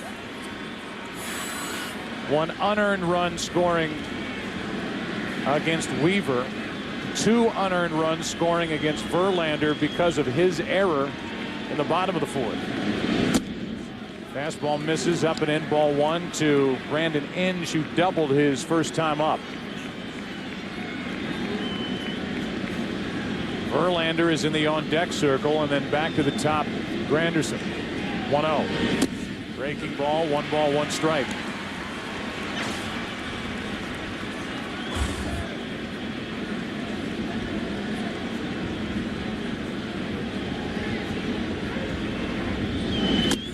Strike two. Tony La Russa talked about errors that pitchers make, and some guys, he said that's an area where you can improve, and it's something that you know next spring training Jim Leland will have his pitchers, no matter what happens the rest of this series, working early and often on pitchers field their position. In strikes out, strikeout number 5 for Weaver, and Verlander will be the hitter. Fox NFL Sunday returns as the Bucks take on Tiki Barber and the Giants in New York. Or Torrey Holt and the Rams look to slow down LaDainian Tomlinson and the Chargers, or other regional action. It all begins Sunday with America's #1 pregame show at noon Eastern, 9 a.m. Pacific on Fox. Rondé Barber has had a great season. His brother Tiki, 647 rush yards, and he has announced that this will be his final year in the NFL. So enjoy it on Sunday. Tampa Bay and the New York Giants. Here's an 0-1. Verlander takes strike 2.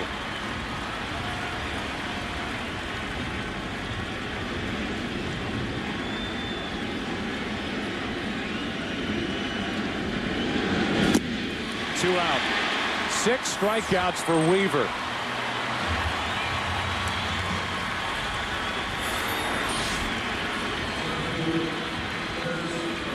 Back to the top of the order.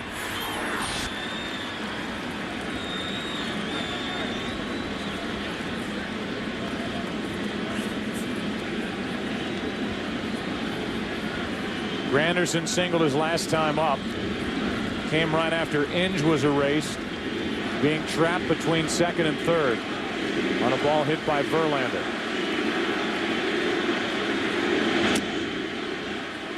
Ball one high.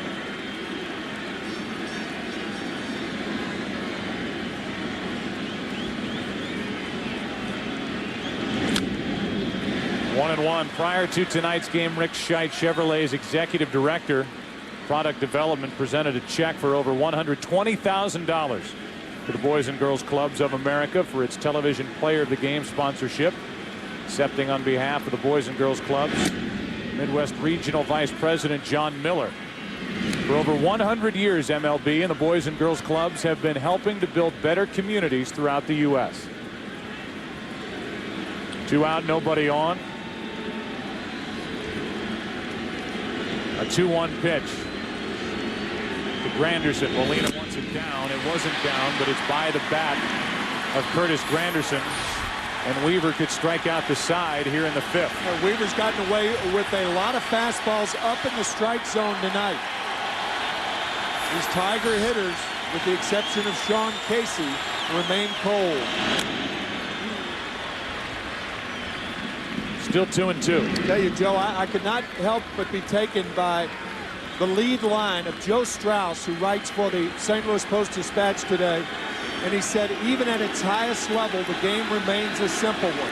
And think of all the simple things in this series that have not been done by Detroit. Routine, simple, everyday baseball things, and the Tigers have not executed. 8 unearned runs allowed by Detroit. 3-2 now. A 2-out walk. See if that starts something for the Tigers. It continues the top of the 5th, and it brings in their big home run hitter this postseason, Craig Monroe, who has hit 5.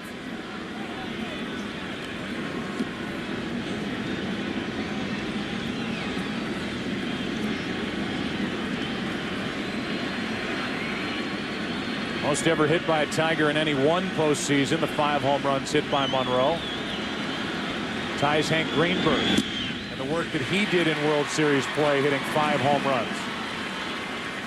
Strike 1 on a breaking ball on the inside corner to Monroe, who's 0 for 2, and now he's 3 out of 18 in this World Series.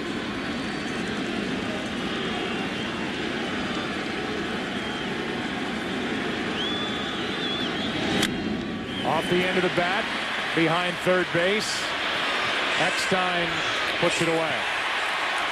Who's coming up for St. Louis? Pujols will lead it off, then Edmonds and Rowland.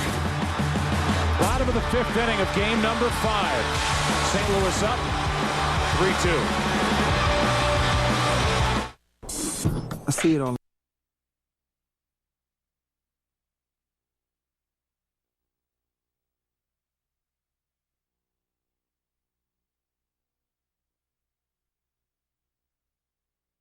Baseball's #1 fan, Chevy, an American Revolution. We had a chat with Jim Leland during the last break.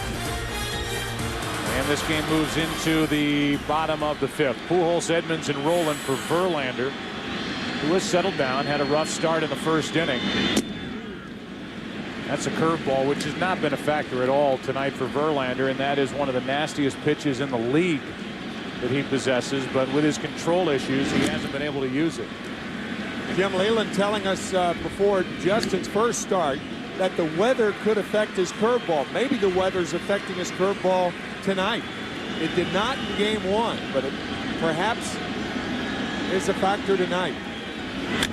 Pujols fouls it out of play, and the count after that 98-mile-an-hour fastball is 2-1. Just offhand, I can't remember a curveball thrown for a strike by Verlander thus far. I can't either.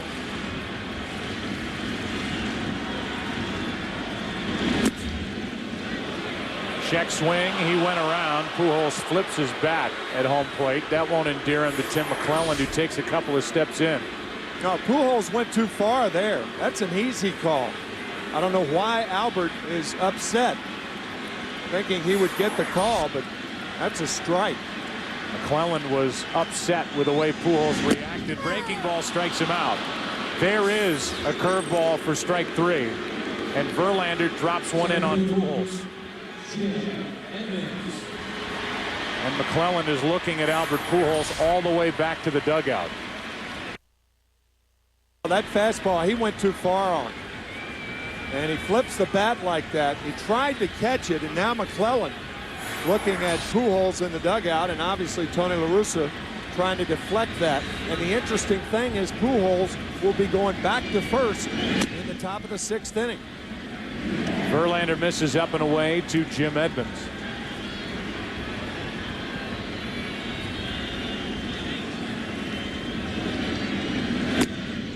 Two and 0.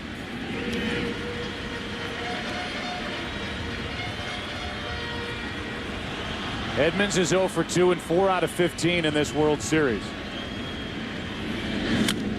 Hard hit. What a play by Polanco on a short hop and a backhand. 2 down. Let's go to Jim Leland's interview.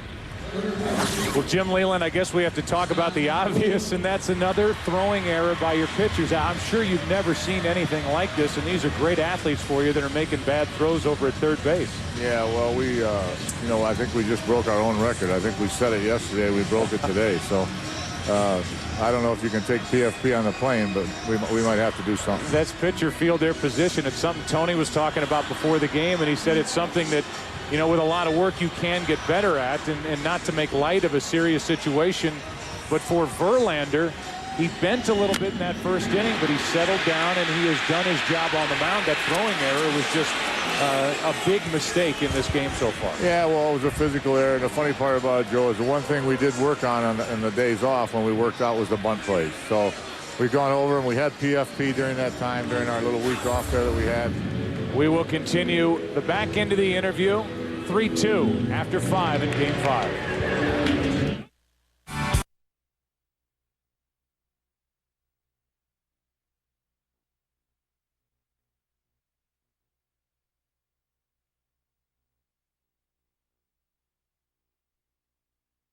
The World Series on Fox is sponsored by Budweiser Select. Brewed longer for a bold taste that finishes clean. Expect everything. We move into the 6th inning here of Game 5, and the heart of the order will bat for Detroit. They have to get something done for the Tigers, who face elimination here tonight, trying to get the World Series back to Detroit. Guillen, Ordonez, and Casey, the red-hot Sean Casey.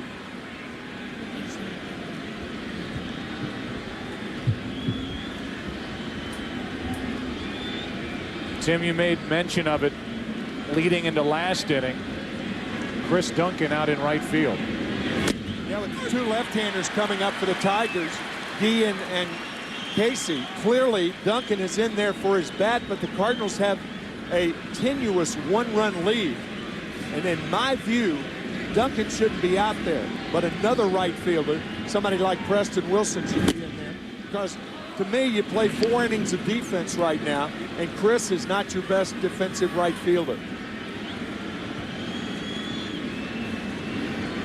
Made the error on the ball hit by Ordonez back in the 4th.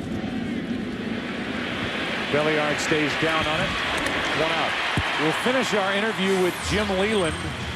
I asked him to gauge the mood in his dugout with his team trailing here in Game 5. No, I think we're good. I think we're okay. I think we have a lot of confidence, and you know, I think it's obviously at the moment it happened, it's disappointing, but the guys are into it, and they know what we have to do. We're gonna have to score some more anyway. You're good to talk to us. We appreciate it very much. Thank you. No problem. Thank you. All right. That's Jim Leyland, the manager of the Tigers. Now Maglio Ordonez with 1 out, nobody on, and that's off the end of the bat, caught by Weaver, 2 out. How about that play? You don't know whether Weaver caught the ball or the ball caught Weaver. Off the end of the bat, twisting and turning into the glove of Weaver. You've got Tiger pitchers making throwing errors that have been crippling to Detroit's chances in this World Series, and then Weaver here with 1 out, and their hottest hitter Casey coming up stabs that thing back up the middle. Here is Casey, who hit a 2-run home run in the 4th inning to put Detroit out in front 2-1 for a short while. Last night went deep. 4 out of his last 6 is Casey with 2 home runs, and he takes outside ball 1.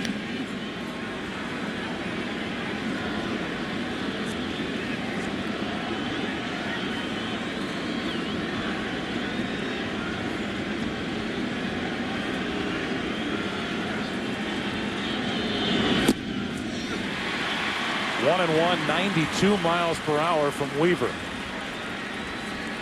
He has turned in a beauty up to this point.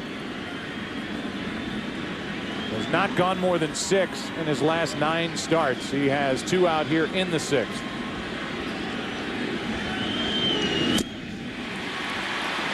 Overpowering fastball from Weaver.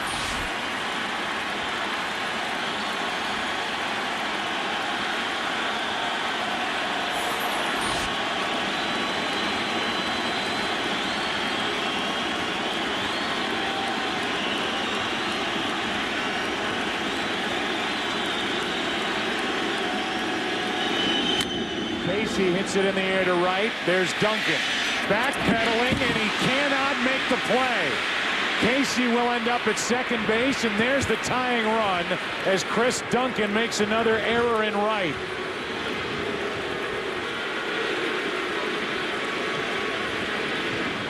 Tony La Russa had a chance to remove Duncan after the 4th inning. We talked about it. Duncan is not a good fielder. It botches up this ball hit by Sean Casey. That should not happen. He shouldn't be there. 2 errors on Duncan in this game. It's a 2-base error. And now they're taking an error off the board and giving Casey a double. But that's clearly a ball that should have been caught in right. Yep. But it goes down as a double instead of the second error. Either way, here's another chance for Detroit. Ivan Rodriguez. And now Weaver has to gather himself and calls Molina out to talk. So no error. They take it off the board and give a double to Sean Casey on a ball that should have been caught in right.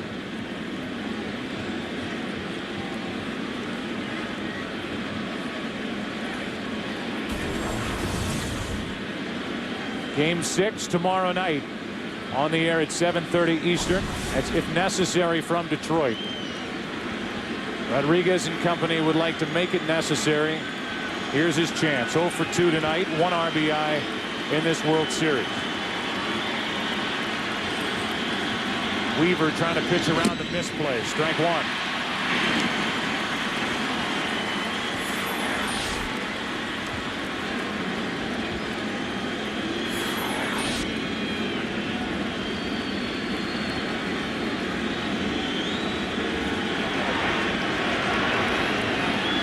Desma getting loose for Detroit. Strike 2. One of the few times that Weaver has dropped down tonight and delivered it sidearm. Perfect spot to Rodriguez.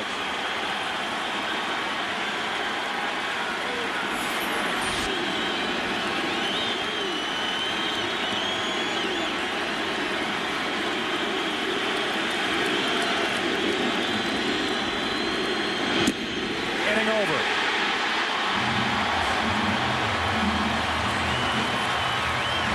And there's nobody more relieved in the park than Chris Duncan. As he heads off the field, Cardinals lead at 3-2.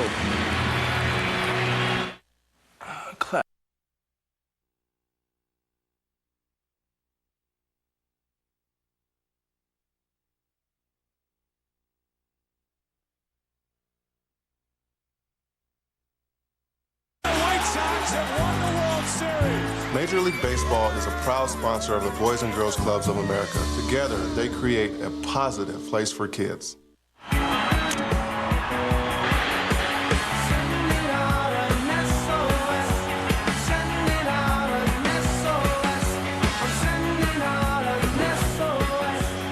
Five games, 5 errors by Tiger pitchers.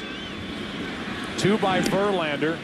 2 unearned runs scoring for the Cardinals because of his latest in the bottom of the 4th, and that's the difference here in Game 5. That's on the outside corner, 1-1 on Ronnie Belliard. As we begin the bottom of the 6th inning, St. Louis on top, 3 games to 1, and leading here 3-2. Good pitch on a changeup from Verlander, 1-2. Belliard 0 for 2 tonight. Molina with a 2-hit night. He scored twice. Breaking ball strikes him out over the inside corner. Mark Mulder, wearing a microphone, had this observation for the Cardinals in their dugout. I was upstairs. Bennett said, if you look at, we were talking about all the errors from the pitchers. Not a single one of them has moved their feet when they throw. They've all just picked it up. You know, when Rodney did it, and the other one was a pickoff with Zumaya, and then that one. You know what I mean? Me doing a lot of PFP, buddy. Little flare off the end of the bat by Molina. It's his 3rd hit of the night. And he's on with 1 out here in the 6th. And just to say again, Tim, PFP is pitcher field's position, and that's, as we look back at these plays, Zumaya, Game 3, no movement by Joel Zumaya. Same for Rodney, flat-footed. And the same tonight by Verlander. Flat-footed. And it's something we talked about with Jim Leland from the dugout. He said that's what we worked on during the layoff between the ALCS and the start of the World Series. And it's something that you know they will work on a lot come next February. Forever next February. It's a thing, a lot of pitchers are used to throwing balls that move also. And sometimes they are victims of balls that move when they throw the bases. Here's Taguchi. He takes strike 1. Zumaya getting loose. Getting late for Detroit. Down by a run here in Game 5. Down 3 games to 1 in this World Series.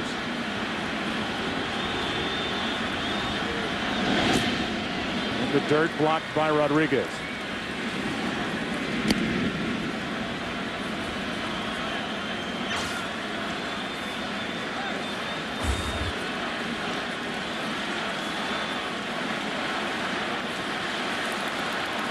Taguchi with a hit and a run scored.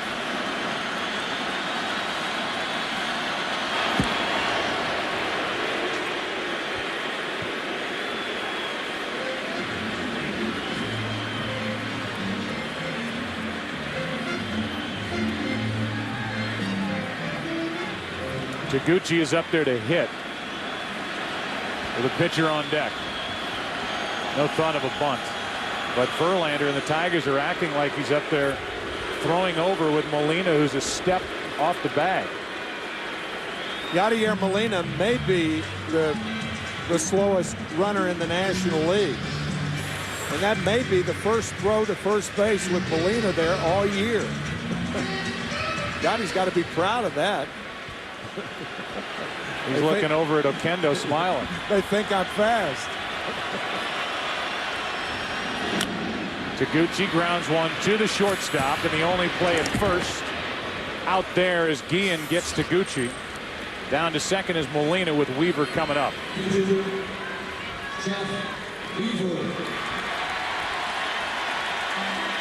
Again, here's a guy at the plate who's doing what he's doing on the mound. 1 earned run through 6 innings.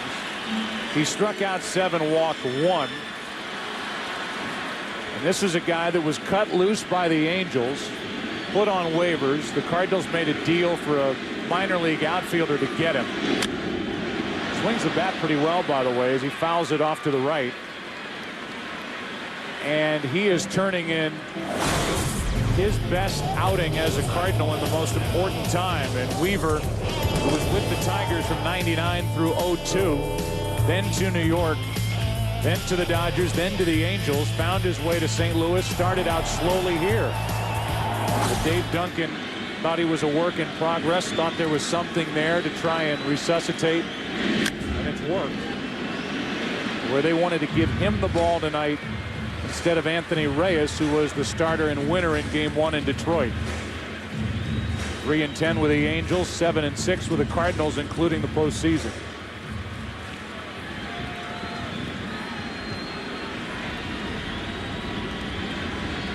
The 0-2 from Verlander. Ground ball to Polanco. Game number 5 goes into the 7th inning. The Tigers will have the bottom 3 in their lineup as they trail by 1. Back after this from your local Fox station.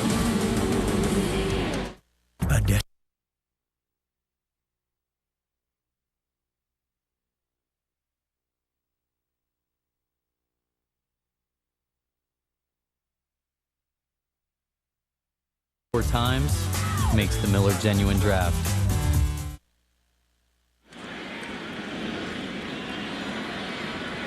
Weaver back out there for the 7th inning. Bottom of the order coming up for the Tigers. Preston Wilson takes over in left. That moves So Taguchi from left to right. Chris Duncan is no longer out there in the field for St. Louis. Polanco 0 for 2. 0 for 16 in the World Series. And he takes a strike from Weaver.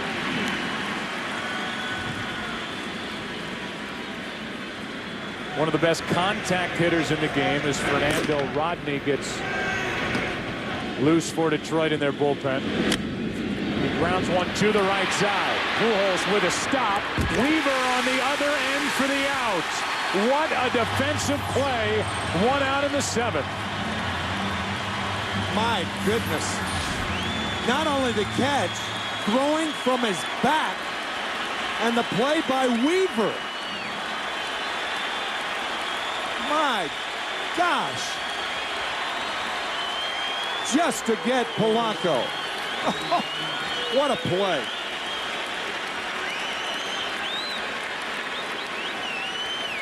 Just beating Polanco's left foot to the base was the right foot of Jeff Weaver.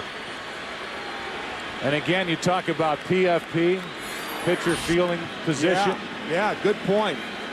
Weaver over to make the short hop pickup and stomp on the bag to get the first out here in the 7th. And a fastball hits the outside corner to Inge. This is also one of those situations where a size 13.5 beats a 9.5. The foot of Weaver compared to the foot of Polanco. Breaking ball outside. So Weaver is now officially, here's how close it was, just before Polanco got there. It was very nearly Placido's first hit of this World Series. Inside, 2-1. That's one of those baseball plays that you see and you say, did I just see that correctly? That was sensational. Breaking ball out in front of the plate. Molina hops on it. 2 out. Our HP player personality is Jeff Weaver. Why not learn more about this guy as he's twirling it here in Game 5? Here we are, Favorite song, The Unforgiven by Metallica. Grew up idolizing Doc Gooden. Bowled a 300 on his 16th birthday. And we played the music because his favorite TV show, I'm assuming when he was a kid, was Silver Spoons, which starred the young Ricky Schroeder, not the Rick Schroeder that he grew up to be from NYPD Blue fame. HP, the computer, is personal again, and that is very revealing for Jeff Weaver. Here is Alexis Gomez pinch hitting now for Verlander, who went the first 6 tonight. 3 runs, but only 1 earned. Gomez has a home run this postseason. It happened in the ALCS out in Oakland. He'd like to pop one here and draw the Tigers back to even as they face elimination here in Game 5. Out in front of it, Weaver fooled him, and Taguchi now in right puts it away. Weaver threw 7. What a defensive play by Pujols and Weaver to start the inning. Cardinals lead in the series and in this game. And right now, we rejoin public address announcer John Hewlett. Ladies and gentlemen, we direct your attention behind home plate. Here tonight to honor America with their rendition of God Bless America, please welcome St. Louis's own up-and-coming R&B group, Varsity. God bless America, land that I love. Stand beside her and guide her through the night with a light from above. From the mountains to the prairies to the oceans white with foam.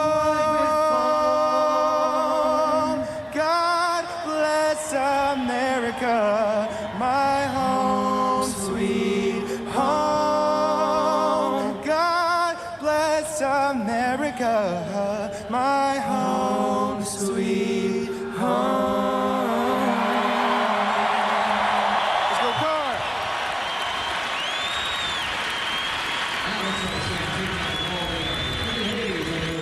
Around here, I'm the Christmas guy. I don't think so. On November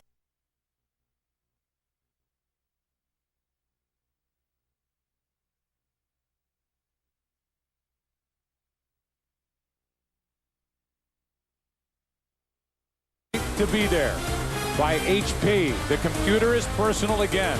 And by the new 2007 Lincoln MKZ.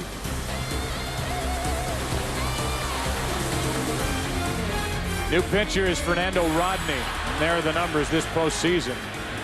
He committed the throwing error last night on the bunt by Taguchi. Set up after Granderson slipped on the ball hit by Eckstein to start the inning. But Rodney pitched brilliantly last night. An inning and 2/3, 4 strikeouts. No earned runs, but 2 runs scored on him because of the error. 5'7", 165 pounds. David Eckstein. 2-0. One of the great things about the national stage is a guy like Fernando Rodney has a chance to dazzle a national audience. I mean, this guy with those 2 pitches, fastball, changeup, perhaps the biggest difference in those 2 pitches of any pitcher that I know of in the major league. 2-1 on Eckstein.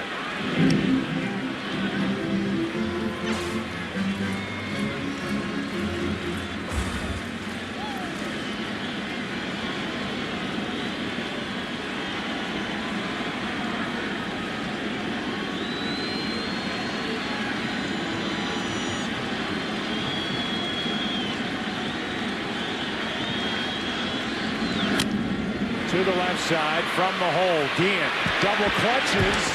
Safe.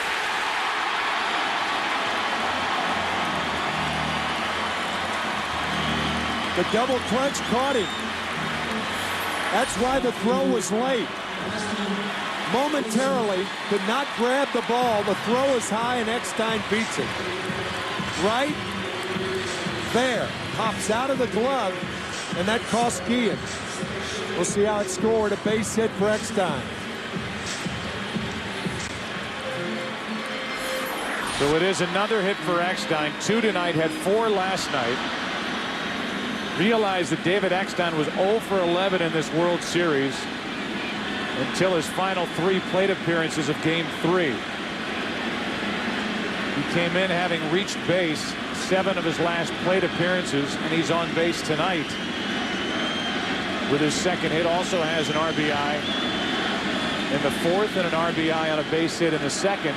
At this point, Eckstein is starting to climb into contention for the MVP of this World Series if the Cardinals end up winning it. Tell you, Joe, normally you wouldn't do this, but playing into the weakness of the Tigers, I might bunt here and bunt the ball back to Rodney. Make him throw the ball. I mean, Wilson is a guy who's got a blind spot around the letters, and the Tiger pitchers have shown that they are very unstable. Even though you run the risk of them walking Pujols, but you depend on Edmonds. So a bunt here not out of the question, but looking like he was hitting on that first pitch.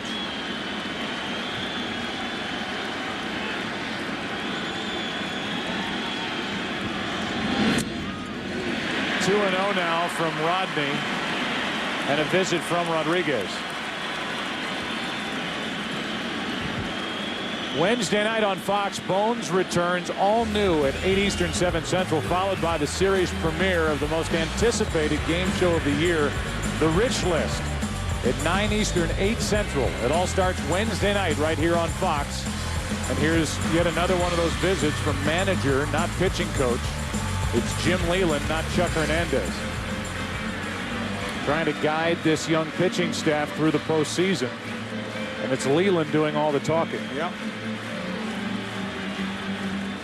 Yeah, the obvious message is don't try to be too fine. Use the middle part of the plate and take your chances with Preston Wilson. The Tigers in the 8th inning will have the top of their lineup. Granderson, Monroe, and Guillen. With Rodney on the mound, Joel Zumaya, Jamie Walker, the right-hander and left-hander getting loose.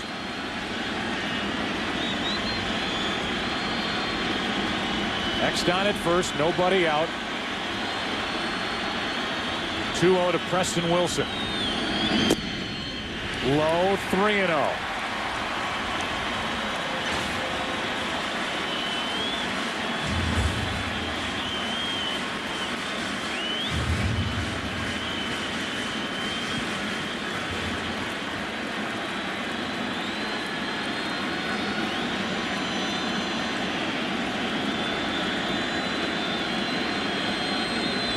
A 3-0. He'll take ball 4. 2 on with nobody out.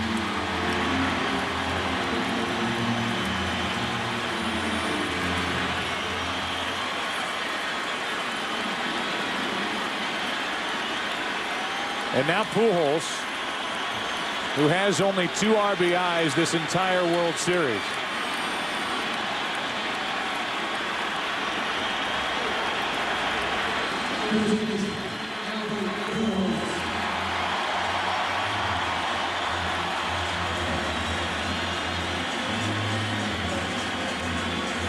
Six RBIs for Pujols in this postseason. He has not had to carry the Cardinal team to this point. Up 3-1 in the World Series and leading Game 5, 3-2 in the 7th. Strike 1 as it pops out of the glove of Rodriguez. Yeah, normally you may have had a cross up there. After that happens, Rodriguez going out to talk to, yeah, that was a cross up. Looking for the changeup, he got the fastball. Fortunately, kept it in front of him. Not only that, they get a strike call. You drop a ball as a catcher, you normally don't get that strike call. Rodriguez has played the role of psychologist tonight as well as catcher for this Tiger team. Here's an 0-1. Almost caught Oquendo on its way foul down the line. 0-2.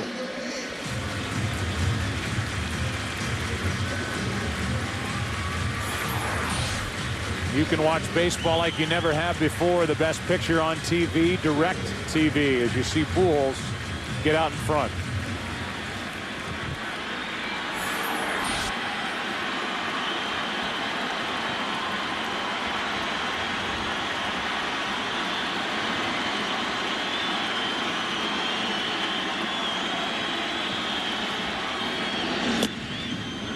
Ball one.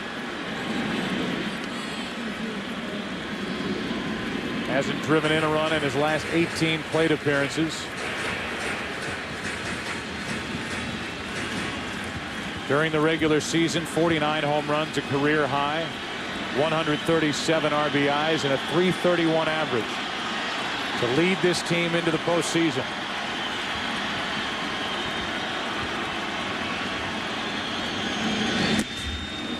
Two and two.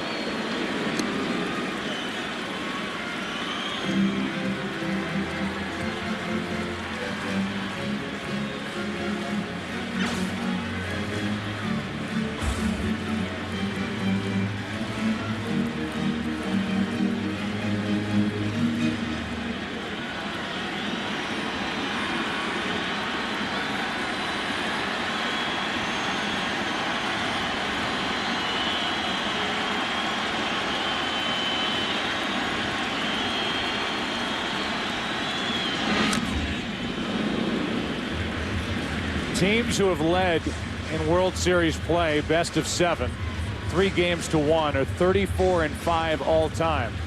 But among those 5 teams who have lost, 2 of them Cardinal teams. St. Louis in '68 to the Tigers, and St. Louis in 1985 to the Kansas City Royals.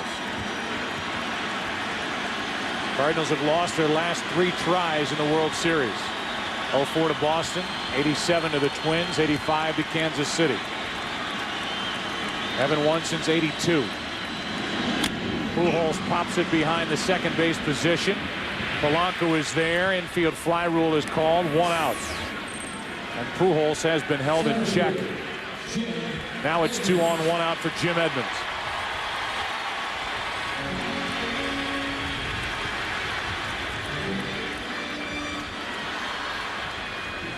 Edmonds 0 for 3 tonight. Walker is ready in the bullpen, but no sign of Jim Leyland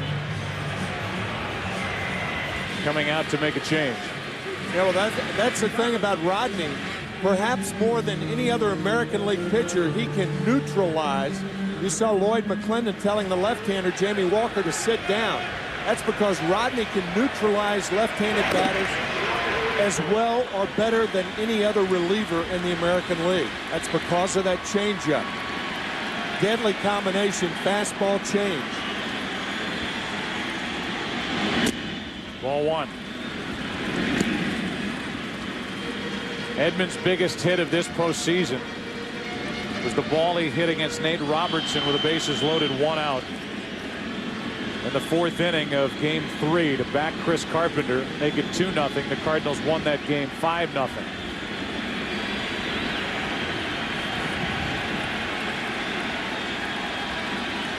Rodney trying to tighten up and keep it a 1-run game. 2-0 with Rolen on deck.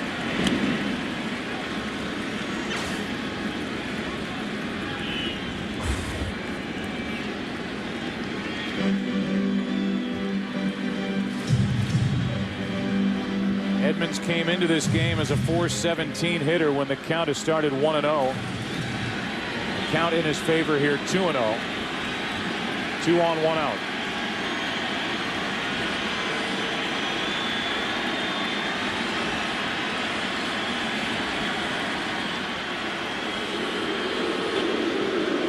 Rodriguez and Guillen have worn paths to that pitcher's mound tonight.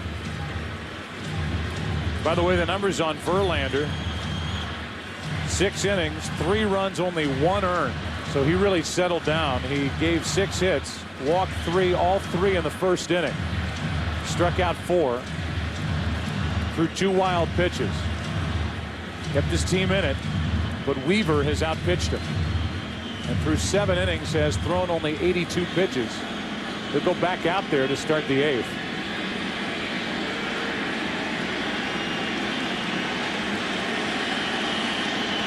Edmonds can sit on a pitch with a count 2-0.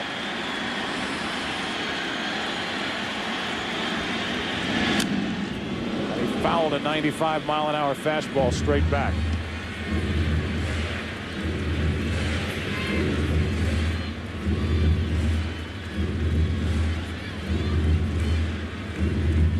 Prior to the Game 2 start that Weaver made in Detroit, a lot was made. The closer for the Tigers, Todd Jones, saying there's no love lost, that Weaver is no longer here. The team that selected him 14th overall back in 1998. Groomed him, got him to the big leagues, and then shipped him off in a 3-way deal to New York. Now it's come full circle, and Weaver will head back out at the top of the 8th inning with a lead of at least 1 run, trying to nail down a World Series against Detroit. 2-1. 2-2. But Jim Edmonds guessed right, fouled it back. He has had several pitches to hit tonight, but he's fouled them straight back. Looking for a fastball, he got it and miffed because he missed it. As we look at our United States Postal Service Fox tracks. Likes it up, but that had some jump.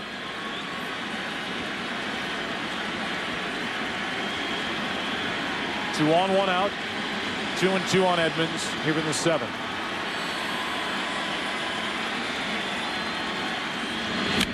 Reaching for it on a changeup. Another good pitch from Rodney. Shallow right for Ordonez. 2 out. The batter will be rolling.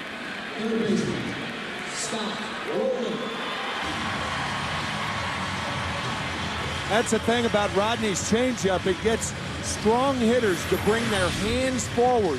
And once their hands come forward, you got them. Tell you, Fernando Rodney could provide his team with a lift here in the 7th inning by first getting into trouble and now trying to get out of it by getting Pujols, Edmonds, and Rolen. Trying to keep it 3-2 St. Louis with the top of the lineup coming up for Detroit in the 8th.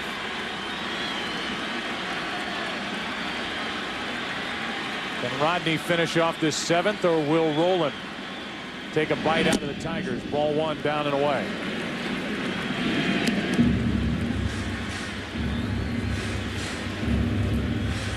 Cardinals have struggled all series long with runners in scoring position. They're 1 for 11 with runners in scoring position tonight, but leading at 3-2.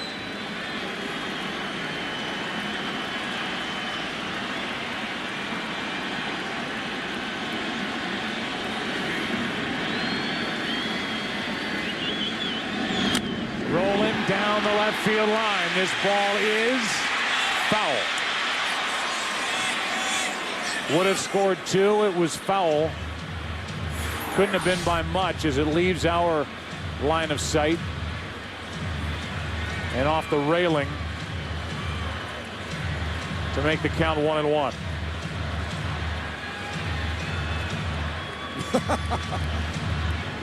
Help it, Fernando.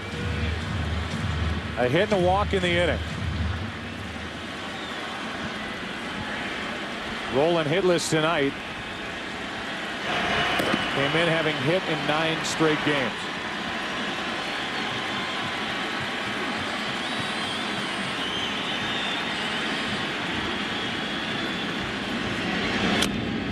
Into right field. Ordonez will play it on a bounce.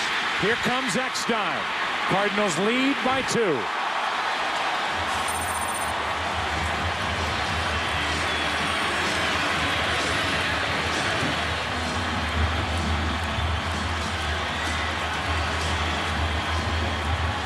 A huge 2-out hit by Scott Rolen. Fought off, inside-out swing, Ordonez in right field has to play Rolen deeply, respecting his power. Ordonez throw home is late. What a time for Rolen to pick for his first hit in 12 at-bats with runners in scoring position this postseason.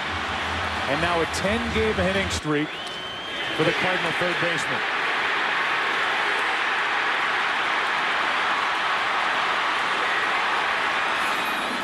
Now it's Belliard, first and third, 2 out, 4-2 St. Louis in the 7th. Strike one.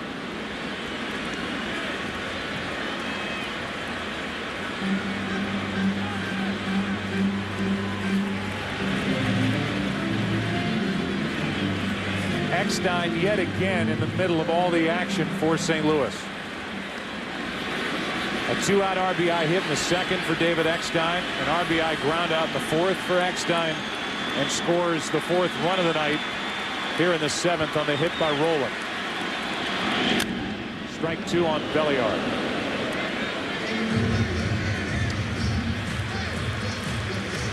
Way Belliard has been swinging, and it has not been good throughout the series. La Russa may think about a double steal right here, try to steal a run. If Rolen does run, you wonder if Rodriguez would throw through. On top of that, why not put more pressure on this Tiger defense, which has melted in the postseason? That's right. With a 2-run lead, you take more chances. Runners stay put. Belliard is jammed. Rodriguez to make the play, and the inning is over. Top of the order coming up for the Tigers. The task made more difficult with a 2-out RBI hit by Rolen. It's now 4-2 Cardinals after 7 in Game 5. Excuse me. So what exactly are you guys? Sneakers, baby. Vintage 1985 high tops, limited edition. Old school. Wow, you guys sound pretty cool. You know how I roll. So how's the postal carrier going to handle all you guys? It's all good. The lady drives a big truck. Wow. With lots of room in the truck, the post office comes to you with free package pickup. Man, this thing is smunchy. Smunchy? Soft, melty, crunchy. It's smunchy. I'm thinking Craffelty. Crunchy, soft, melty. No, it's more about crunchy, chewy, cheesy, crunch-easy. Nice. I know. Knuckle me. Thank Nice. you. Oh, okay. I'll just... Taco Bell's Cheesy Gordita Crunch. Warm flatbread covered in 3 melted cheeses, wrapped around a crunchy taco and topped with a zesty pepper jack sauce. It's a textural taste sensation. To get crunchy, chewy, and cheesy, think outside the bun. I'm here to talk about the Sprint network. Assisting me is Henry Alshman, attorney. Sprint has the largest voice calling area and the largest mobile broadband network. No one has a more powerful network. It even protects us from meteors. Well, that's the word on the street. Switch to the Sprint Power Network and get the ultra-thin Katana. Sprint. Power up. Some people say that dreams are like delicate little flowers. Wrong. Dreams are powerful. Dreams are what make you say, when I'm 64, I want to start a new business. I want to make my own movie. But powerful dreams need more than just a little weekend gardening. Start with your dreams and your Ameriprise financial advisor through a unique approach to financial planning called Dream Plan Track. We'll work with you to help make your dreams realities. Flower power was then. Your dreams are now. There is only one show that can generate this type of excitement. We are going to see you in Hollywood. Only one show that brings families together and gives us a reason to cheer. You blew it out tonight. That was incredible. And only one show where your votes can take an unknown. I actually like you, man. Thank you. They will not put you in the final group to be judged by the public. Oh, that's not true. That's not true. To the heights of superstardom.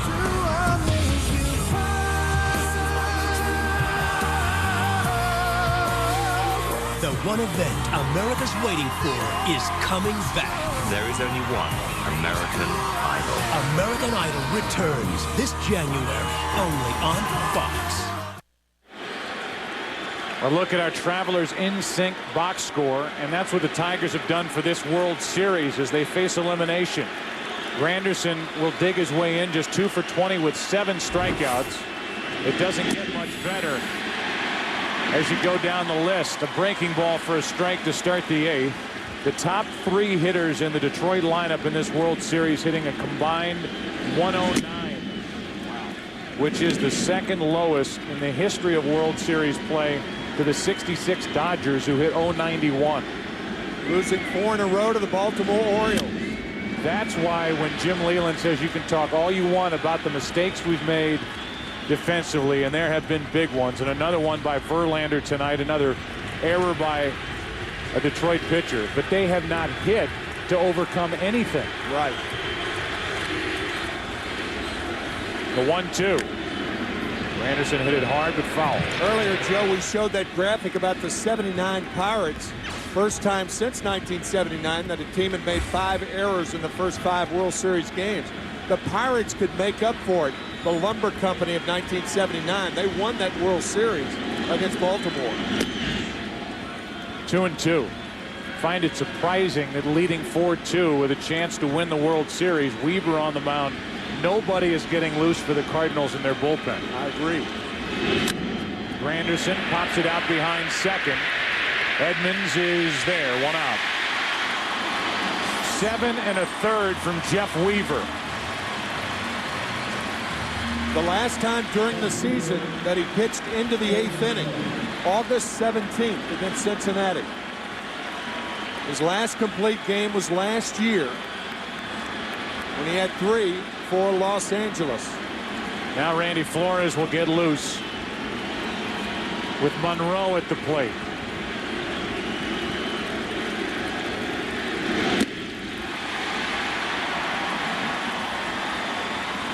Weaver will throw his name onto the list of unlikely postseason heroes, as he's done it the entire postseason for the Cardinals. Ball 1. He won Game 2 of the division series in San Diego. Lost Game 1 of the NLCS at the Mets, but pitched well. Gave up just 2 runs on 4 hits. The home run by Beltran. Outside, 2-1. He won Game 5 of the NLCS here against the Mets, and lost Game 2, turned in 5 innings at Detroit, but nobody was going to beat Kenny Rogers that night. The 2-1. Monroe pops it up, out of play, 2-2. The Cardinals getting Weaver on July 5th from the Angels for a minor league outfielder named Terry Evans. Jared Weaver, Jeff's younger brother, was 11-2 for the Angels, and one of the reasons why the Angels cut Jeff loose.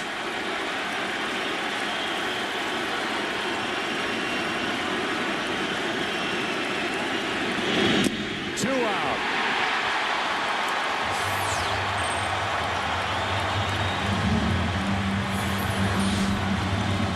A slider pleases his younger brother.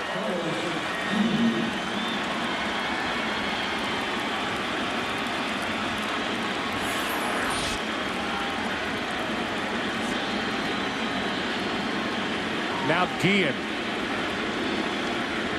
Detroit needs a base runner here in the 8th inning to bring up Ordonez. They trail by 2.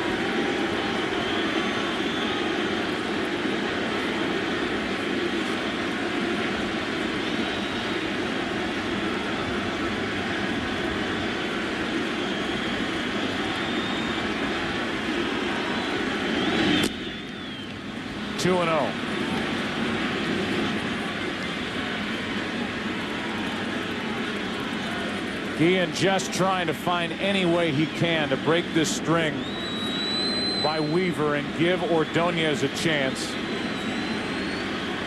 Maglio, the on-deck hitter, is 2 out of 18 with no RBIs in this World Series.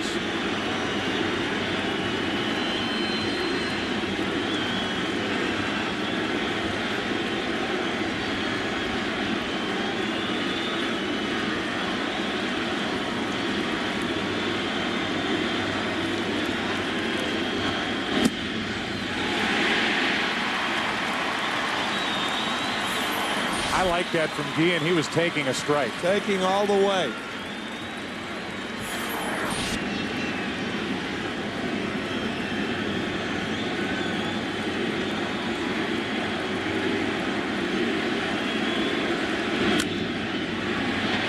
That'll get out of play. 2-2.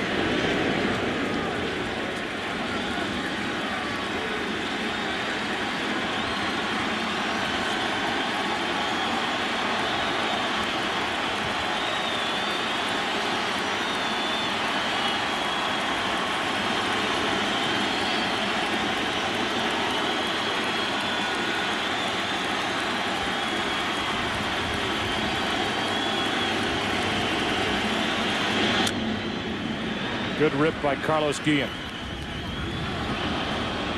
Came into tonight's game with a career .368 average during postseason play. He's 0 for 3 against Weaver.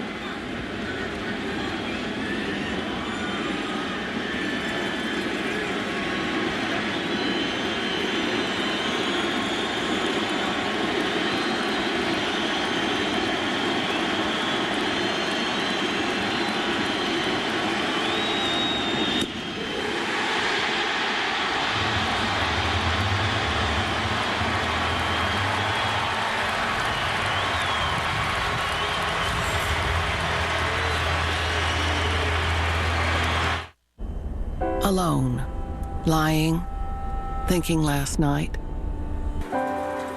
How to find my soul a home. I came up with one thing, and I don't believe I'm wrong. That nobody, but nobody, can make it out here alone. You'll never be alone with the AIG companies by your side. AIG, the strength to be there.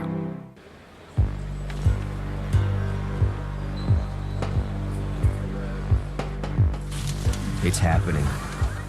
Monopoly at McDonald's. And premium chicken sandwiches and chicken selects are guaranteed to get you Best Buy bucks towards flat screen TVs and more. And every play is a shot at cash. With so many chances to win out there, you could be next.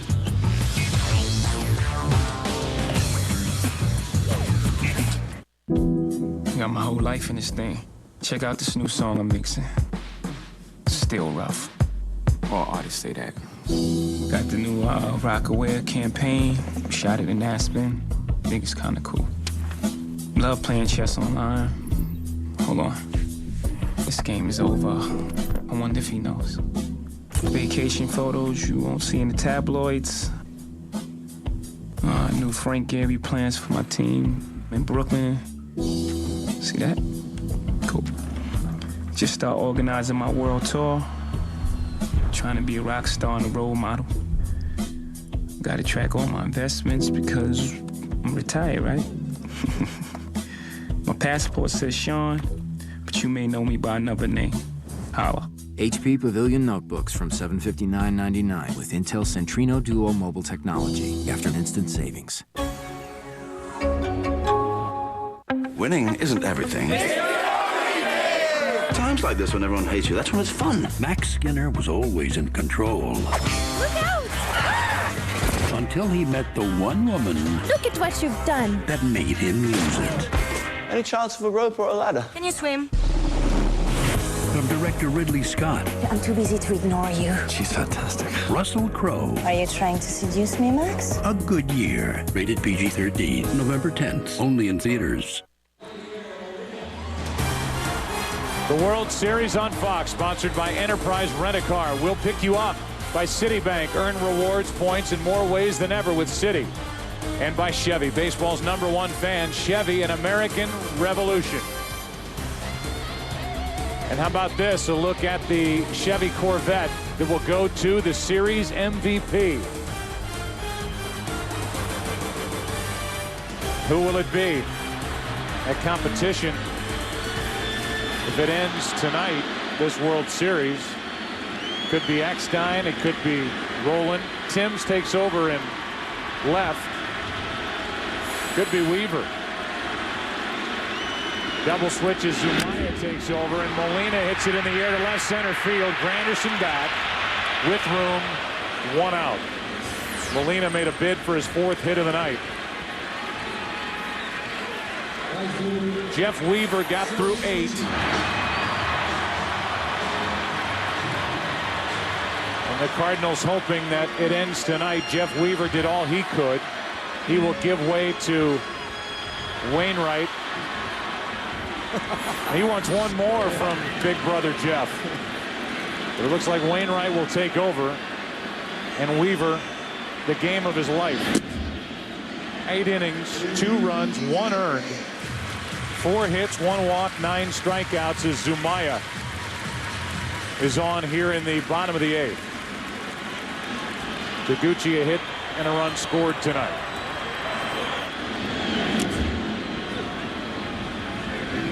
One ball, 1 strike. Scott Spezio has come into the on-deck circle. He'll bat for Weaver.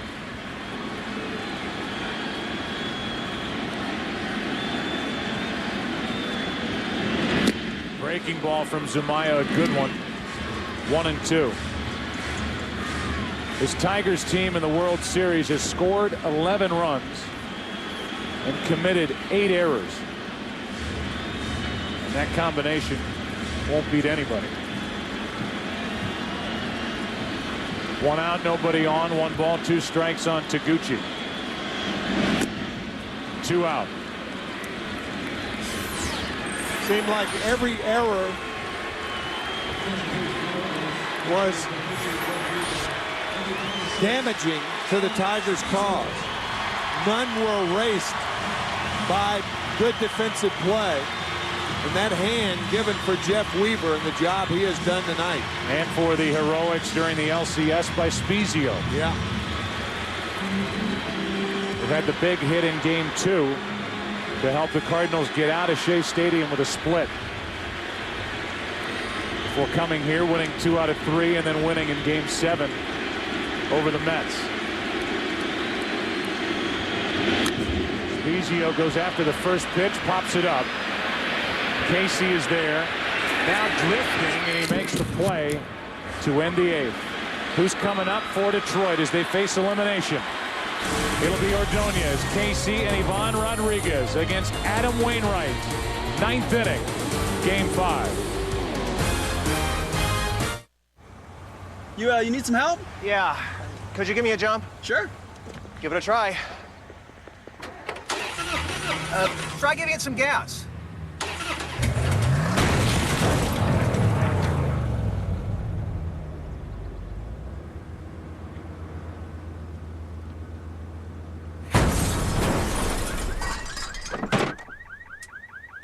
Thanks.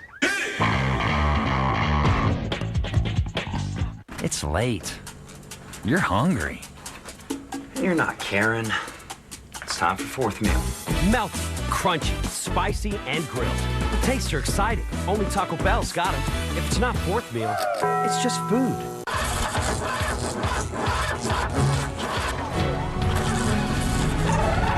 The extreme power of Energizer E-Squared Lithium, the world's longest lasting AA battery in high-tech devices. Energizer, keep going.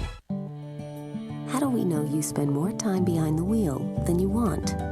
And that often, what really needs refueling is you. How do we know you like fast better than slow?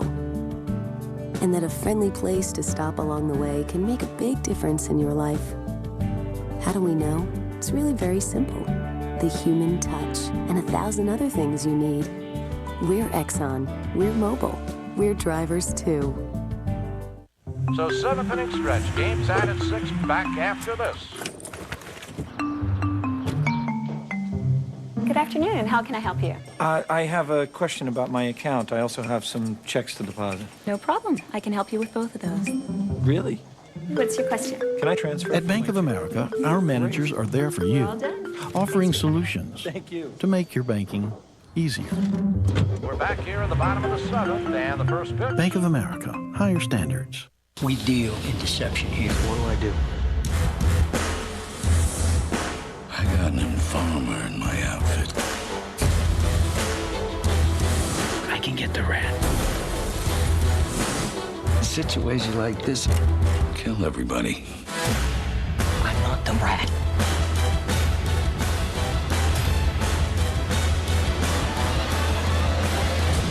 The Departed, a Martin Scorsese picture, rated R, now playing. When the son of American royalty dies, He killed my daughter in that plane. will the truth stay buried? It's a stag. Just offered us $20 million to drop the case. Justice on its new night after Prison Break, Monday on Fox. Adam Wainwright, the 25-year-old rookie closer, in to try and end the World Series. Skips the first one in there to Maglio Ordonez. All Detroit needs is a base runner to have a chance. 4-2 Cardinals, top of the ninth inning. Ordonez, Casey, and Rodriguez, the middle three for the Tigers. 2-0. Detroit has 3 outs for 2 runs.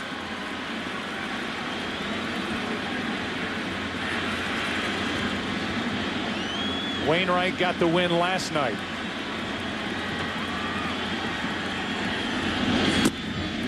Two and one. Once again, Detroit has only scored 2 runs in an inning 3 times in this World Series.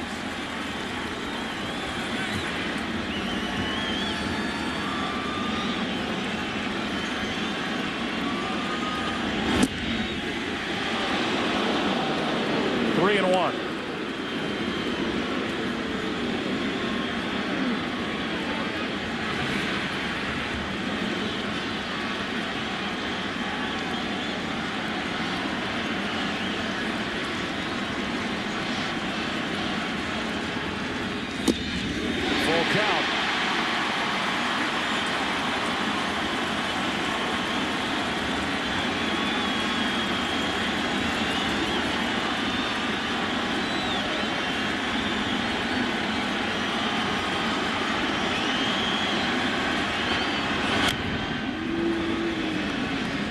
Tony La Russa, the Cardinal manager, is managing in his 5th World Series. He has won it once back in 1989 with Oakland. He has never had more to do within a season down the stretch, and he has never done a better job of managing a team. I couldn't agree with that more.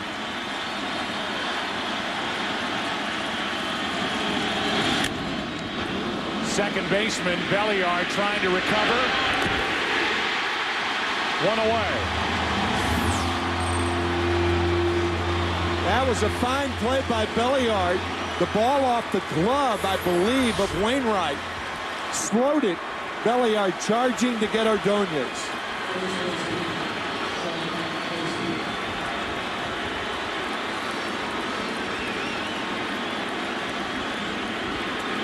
What a play by Belliard as the defense, save for 2 plays in right field by Duncan tonight,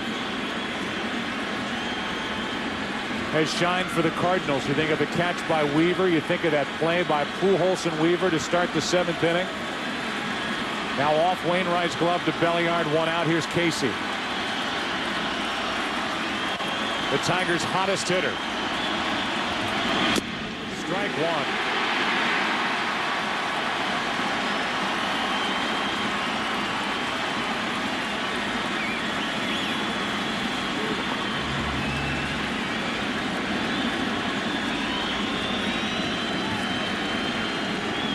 The kid who took over as the closer for Jason Isringhausen in September as La Russa remade the bullpen. 0-2.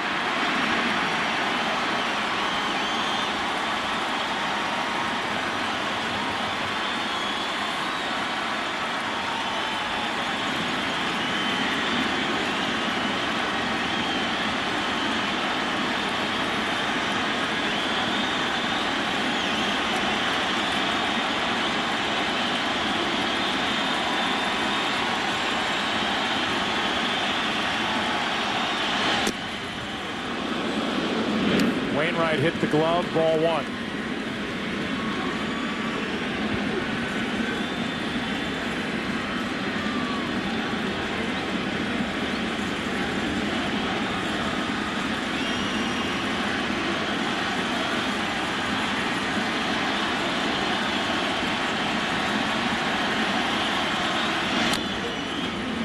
Adam Wainwright would go through stretches in the minor leagues after the Cardinals picked him up following the 2003 season, where he would be unhittable and then really struggle.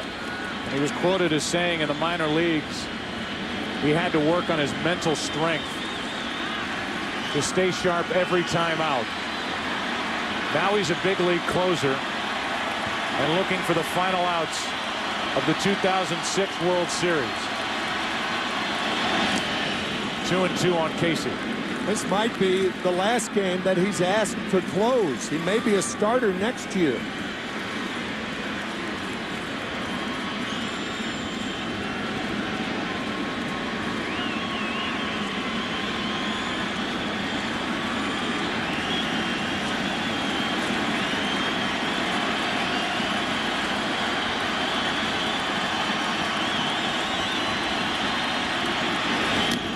Full count. Again, the Tigers need one guy to reach to have a chance. Ivan Rodriguez on deck.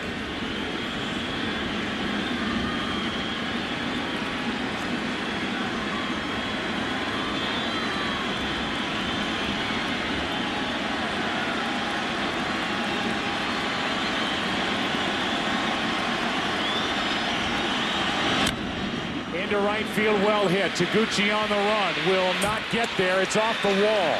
Sean Casey red hot, and he digs for second. He's content with a one-out double. And the Tigers have a chance thanks to their hottest hitter, Sean Casey, with a one-out double here in the ninth. 2 doubles, a home run, a 2-run shot to account for the only Tiger runs. What an at-bat by Casey, who is not a fast runner.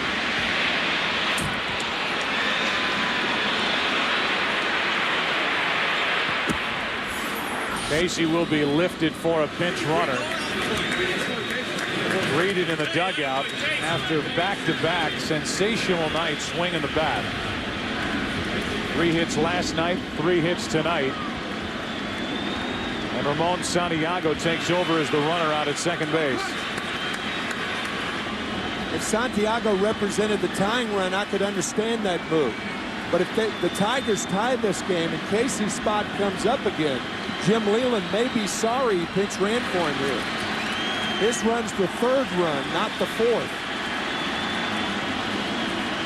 Rodriguez 0 for 3 tonight, 3 out of 18 in this World Series.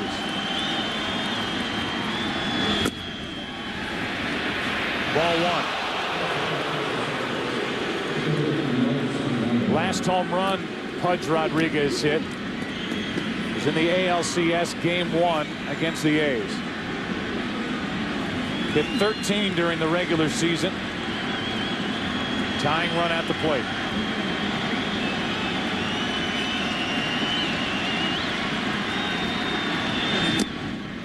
Two 2-0 from Adam Wainwright.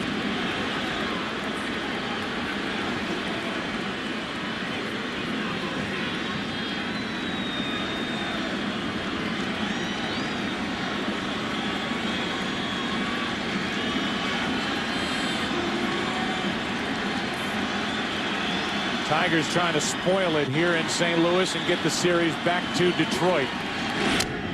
Check swing. Wainwright knocks it down. Makes the play at first. 2 out.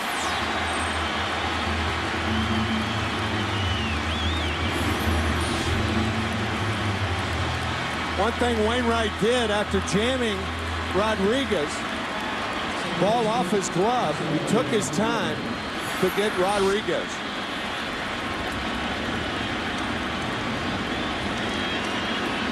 Now Polanco, who is 0 for 17. The MVP of the American League Championship Series. Trying to get his first hit. Hit 4 home runs during the regular season. Has not gone deep in the postseason. He will take anything. A bleeder, a flare. Wainwright trying to end the World Series right now.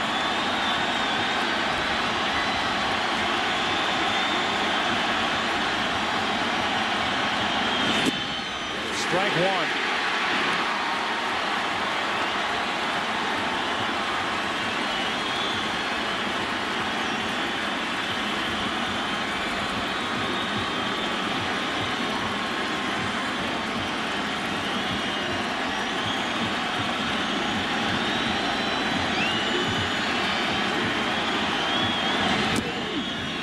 Ball one.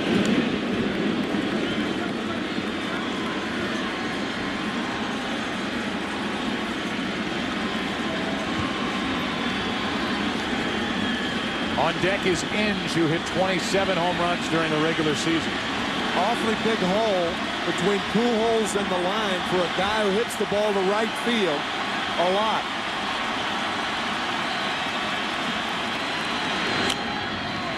Popped up behind the plate, out of play, strike two.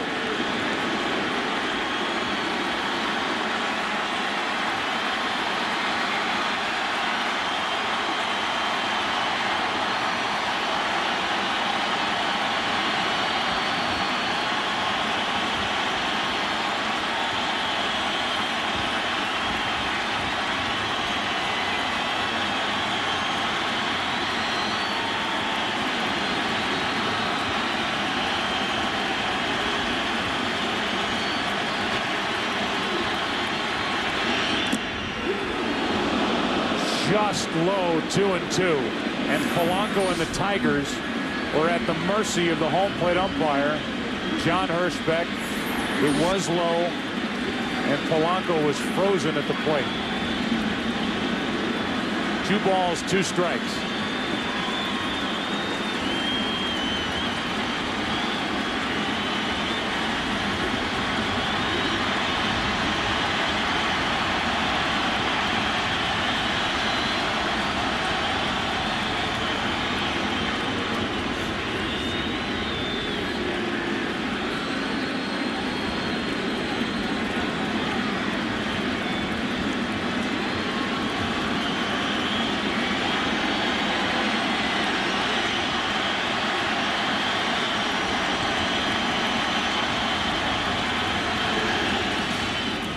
Squirts away, Santiago over to third, and the count's now 3-2 on Polanco.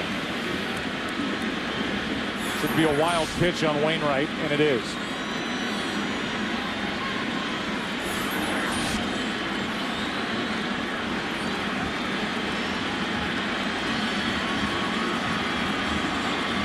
A hot hitter and Brandon Inge on deck.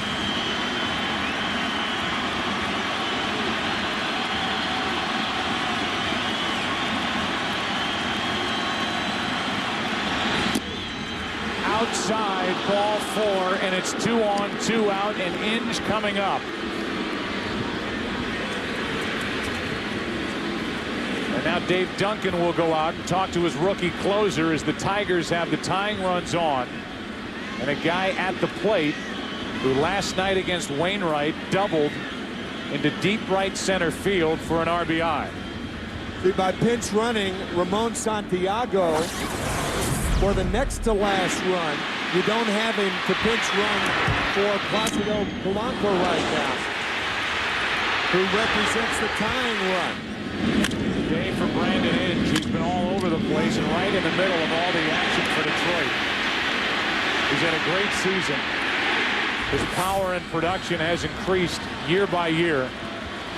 And now he stands at the plate and with one swing could turn this game around. 27 home runs on the year.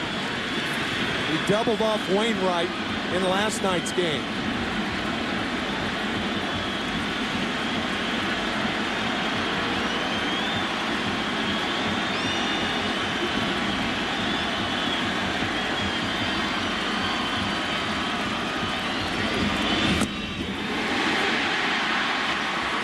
Strike one. See Molina faking to first base and Albert Pujols giving him the calm sign. Don't be throwing down here foolishly and throwing a ball into right field as Todd Jones, the stopper, warms for the Tigers.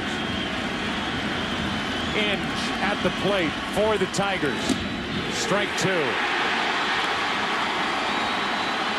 Last night, Inge hit a fastball. He hasn't seen one in this at bat yet.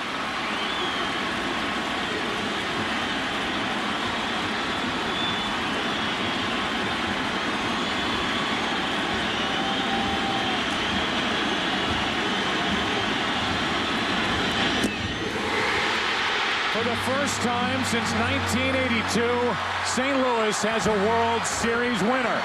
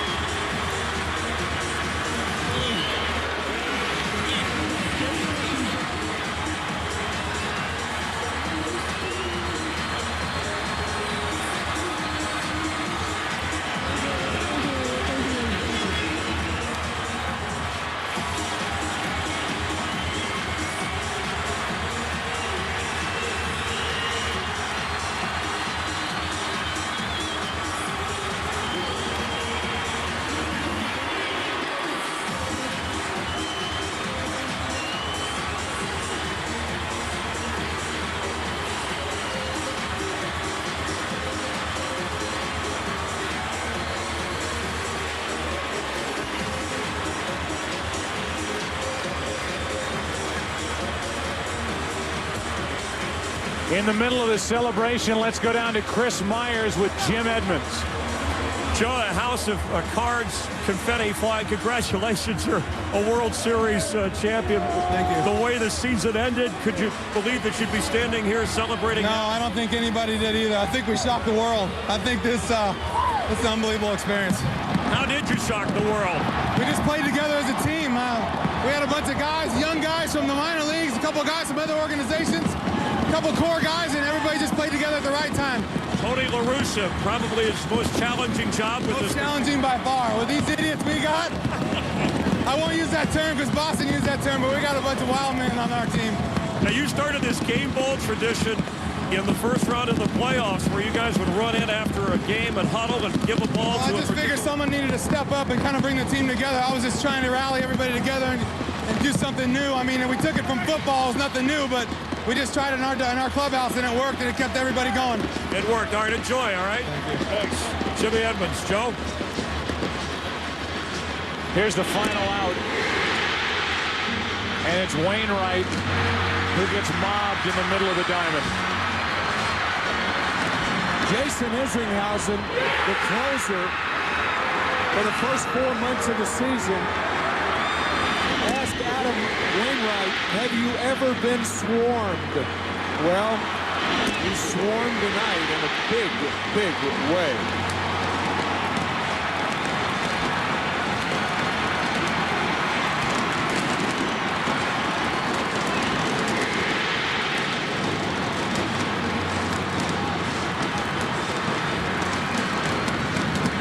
With fireworks cracking overhead, let's go back to Chris Myers with Tony La Russa. All right, Tony, second manager in history to win a World Series in each league. This one has to be special. Well, I mean, I feel so great for our team, the organization. We went through so much. Guys never had a ring. They wanted us so bad, and they carried us. Emotionally, for you, difficult? I'm doing a good job of holding it together because I'm just bursting. I'm so happy for guys here. We have a lot of guys without a ring, and this is an experience I'll never forget. The greatest. What was the difference, Tony? You talk about stumbling at the end of the regular season and then somehow getting it rolling here. I mean, total team. I don't think anybody in uniform didn't do something in the postseason. We just everybody. The defense, the pitching was great, timely hitting. And at the bench was a lot. Best bench I remember in a long time. They were just on fire, refused to let us get to lose. And no disrespect, but in the past you probably had more talented teams, but maybe none that played as well together. Well, you know, the team that wears the world champion is the team that played the best. And this year we played the best. All right, in St. Louis, you'll enjoy the celebration? Yeah, we're going to enjoy it. All right, thanks a lot, Tony. Joe? All right, thank you, Chris, and congratulations to Tony La Russa and these Cardinals. In the words of Jim Edmonds, they shocked the world. They certainly shocked the baseball world as they won 83 games during the regular season, the lowest win total by a world champion. But they don't care about the regular season right now. They care about what they did to the Padres, the Mets, and now the Tigers. And what a performance tonight by Jeff Weaver. More celebration to come.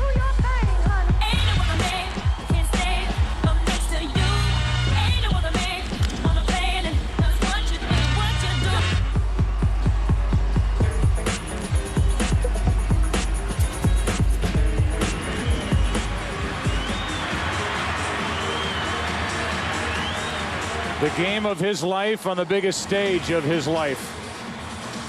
And the winner in Game 5, the clincher for the Cardinals over the Tigers.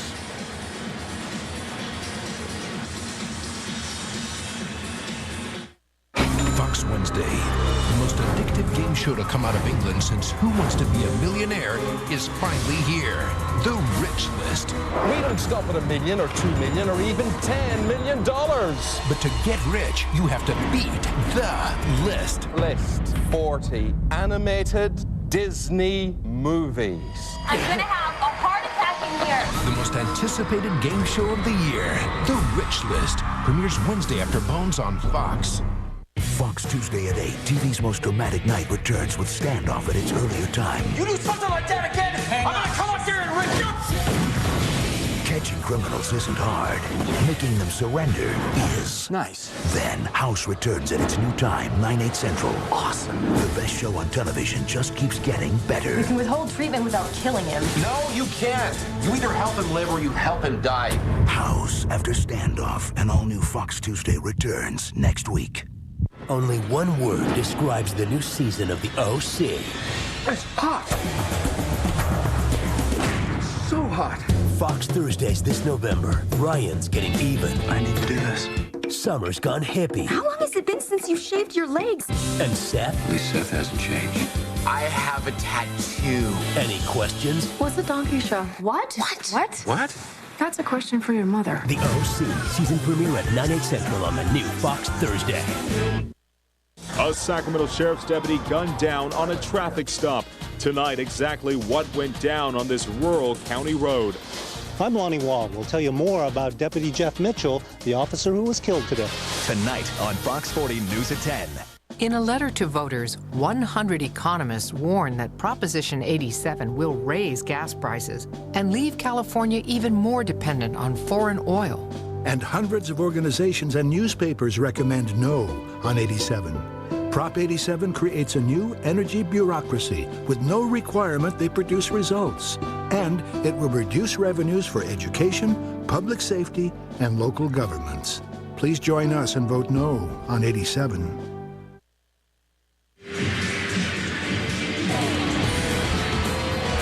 Welcome to the Chevy World Series postgame show on Fox. Chevy Baseball's #1 fan, an American Revolution.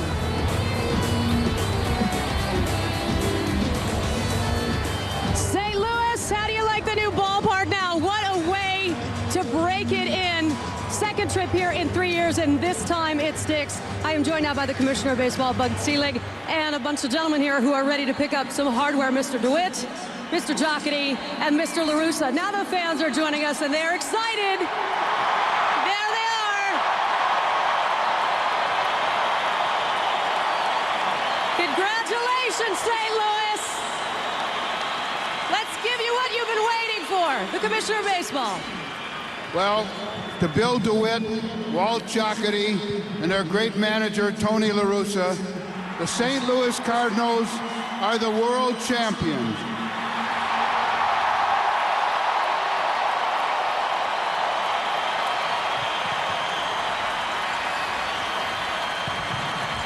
You went through a season of great adversity, beating then San Diego, winning the National League Championship against the Mets, and now here is the World Series trophy. Congratulations. All right, let's get the trophy up here. Tell me how that feels. Everyone wants to know. Thank you, Commissioner. I'm proud to accept this on behalf of the 2006 World Champion St. Louis Cardinals. And Mr. Jockety, I think they want to hear you say that one more time. Can you say it for the kids in case they didn't hear it? World champion St. Louis Cardinals? Well, I'll tell you that. It's got a great sound to it. And how appropriate the number 10 wins the 10th world champion for the St. Louis Cardinals. Absolutely. In case you're not following along at home, when Mr. LaRussa came to work here, you wanted the number 10 on your back because you wanted to wear it like a burden, determined to get this franchise another world championship. Yeah. What a story. The guys here in uniform from the first game in San Diego made so much noise, were so determined, they just refused to not let this happen. Nice going, fellas. You guys did it. And Tony, as you look back on this season, there was a point in July when you were exhausted. There were injuries that you were dealing with. It was more of an odyssey than a regular season. Can you believe that you're standing here on the stage right now? There were times during the year we had doubts if we could all put it together, but one thing, and our club knows it, nobody ever lost the desire to go out and try to play Cardinal baseball. And we thought maybe some way getting to the playoffs, this could happen. So shall we set the record straight? Nobody backs into a world championship, yes? Yeah, the expression, there ain't no bad win. There definitely ain't no bad World Series. Very good, sir. We'll make one last round here. As you look out at these fans, what can you say to the city and the support that they've given you? Well, you know, we've had a tough year with a lot of ups and downs. They've been behind us 100%, but our players have been outstanding. They're the guys that did it. We got to San Diego, got everybody on the field. The first time all year we had our starting lineup and had Carp on the mound, and I just had a feeling this was our year. All right, one more time as somebody else has joined us here on stage. You want to say world champion St. Louis Cardinals one more time? I just want to thank the fans for their tremendous support, because without it, this wouldn't be possible. You all are the best in baseball. Albert Pujols, how are you, sir? Awesome. What do you have with you here? AJ, my son. That must feel pretty good right now. And you just wanted some respect in this postseason. I think you got a little bit more, yes? Well, definitely. You know, nobody believe in us coming in. Only these 25 guys are coaching. But I just thank God, you know, that we prove everybody wrong. And thanks to our fans for the support. You guys been waiting for 25 years. You can enjoy this. A comment maybe as you look around at your teammates over here, overcoming injuries, overcoming so much. What do you say to your teammates? Well, they never give up. You know, we're warriors. We know that we got injury. We had a up and down season, but we're turning it around when we need it, and that's in the postseason. So you guys deserve that as much as the city. Thank God, our family, and the fans. Congratulations. One more teammate. Can you see him down there? About to get another piece of hardware. Chris Myers, it's all yours. All right, thanks, Jeannie. I'm with Commissioner Bud Selig, Rick Scheit, Executive Director of Product Development for Chevrolet, and a special guest. Commissioner, you could do the honors. Thank you very much. It is my pleasure to present the 2006 Most Valuable Player Award to the great Cardinals shortstop, David Eckstein.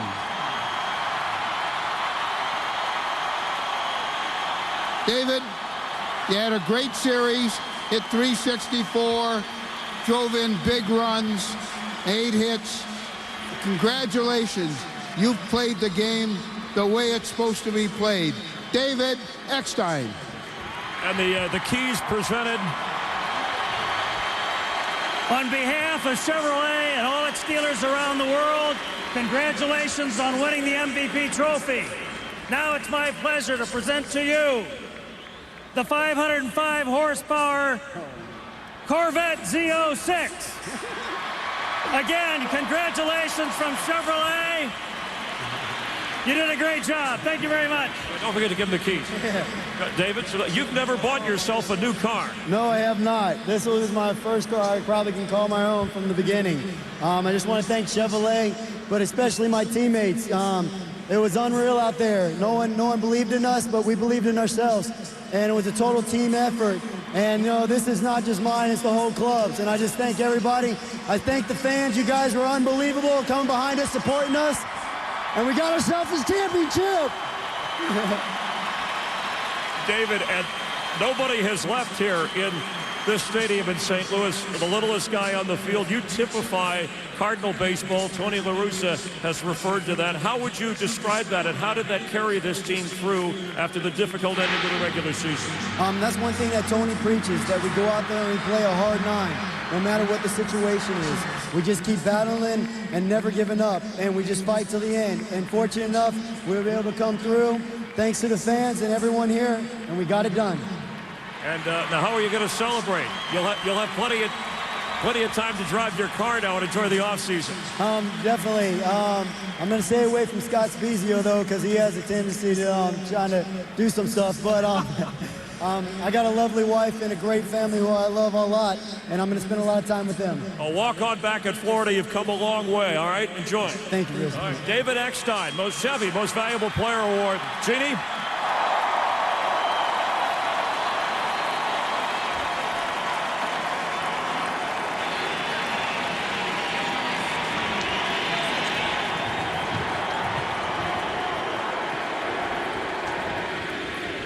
Adam Wainwright getting the final out, celebrating. We'll come back with more interviews from St. Louis as our Chevy postgame continues after the Cardinal victory.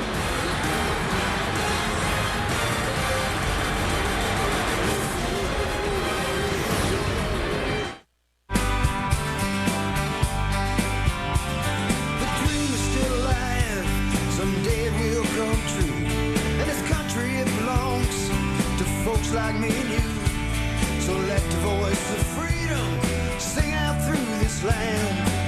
This is our country. This is our truck, the all-new Chevy Silverado. I got my whole life in this thing. Check out this new song I'm mixing. Still rough. All artists say that. Got the new Rockaware campaign. Shot it in Aspen. I think it's kind of cool. Love playing chess online. Hold on. This game is over. I wonder if he knows. Vacation photos you won't see in the tabloids. New Frank Gehry plans for my team in Brooklyn. See that? Cool. Just start organizing my world tour. Trying to be a rock star and a role model. Got to track all my investments because I'm retired, right? My passport says Sean, but you may know me by another name. Holla. HP Pavilion notebooks from $759.99 with Intel Centrino Duo mobile technology after an instant savings.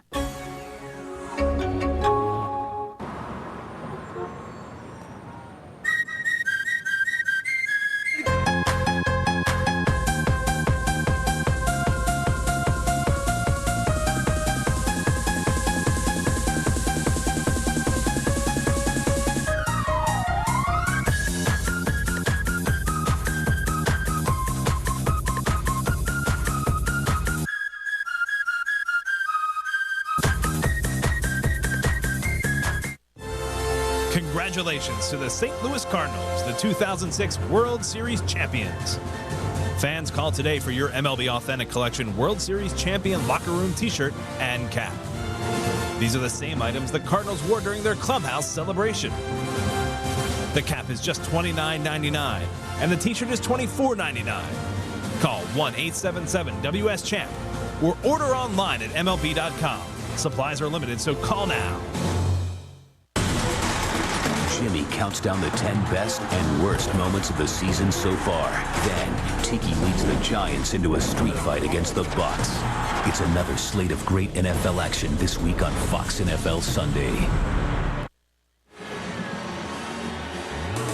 Chevy's World Series postgame show on Fox. Chevy Baseball's #1 fan on American Revolution. Baseball's regular season, the most reigning, most testing marathon in sports. And nobody knows that better than the man that our Chris Myers caught up with just moments ago. Oh, man. I don't know. It's Walt Jocketty bringing me over here, giving me the opportunity to play on a team that can win.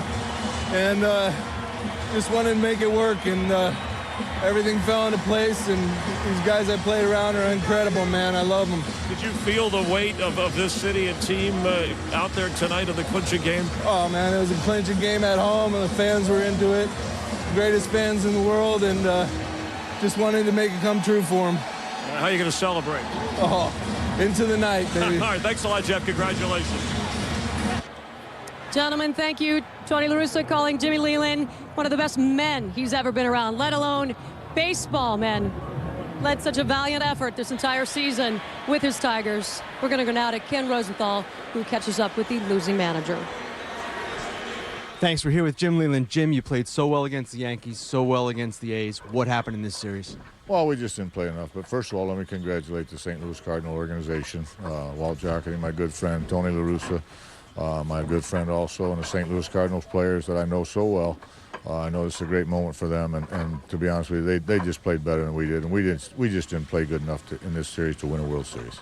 3 years ago, this franchise lost 119 games. You came here, you established a winning culture, you get to the World Series in your first season. How proud are you of what this team accomplished?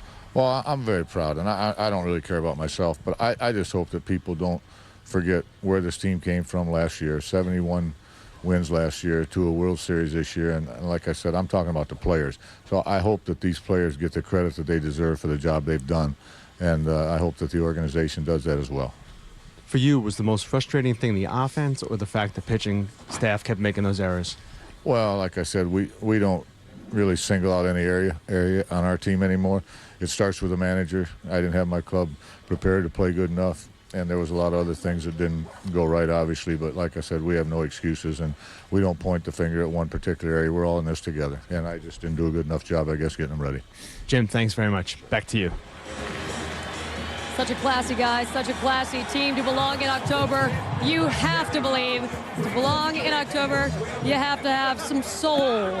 Chris Myers got up with the guy who is the king of the soul patch in St. Louis. That's right, and it's quite a scene down on the field here as all the fans have stayed. Family members have joined players with Scott Spezio and the family affair, your children, your wife. Congratulations on a second World Series. Oh, it's amazing. You know, the first one, it just went by so fast, I was in a state of shock. And this one, I've saved it from day one. I had some tough years the last 2 years, and to be able to be a part of this is just unbelievable. And your father, Ed, now also, who played in the big leagues and lost a World Series to the Tigers. Lost me revenge with that yesterday when Granderson slipped, but he also won in 64 and 67, so now we both got two. That's right. You have your angel ring. And just for fans everywhere watching across America, where they saw the Cardinals go into the postseason stumbling, maybe it leaves hope. We saw the Steelers last year as a wild card team in the NFL with a Super Bowl, and a team like this, 83 wins, you're World Series champions. Oh, it's unbelievable. I never doubted it for a second. We got healthy at the right time, and our chemistry just came back to where it was from the first day of spring. Just unbelievable heart with these guys. Are you going to leave the red thing on the face? I don't know. It depends on what my wife says. Maybe I'll cut it off, give it to charity or something. She said leave it. Scott Spezio, congratulations. All right, Jeannie? With or without the patch, he still has soul. We all know that. More celebration from St. Louis as the Chevy World Series postgame show continues on Fox.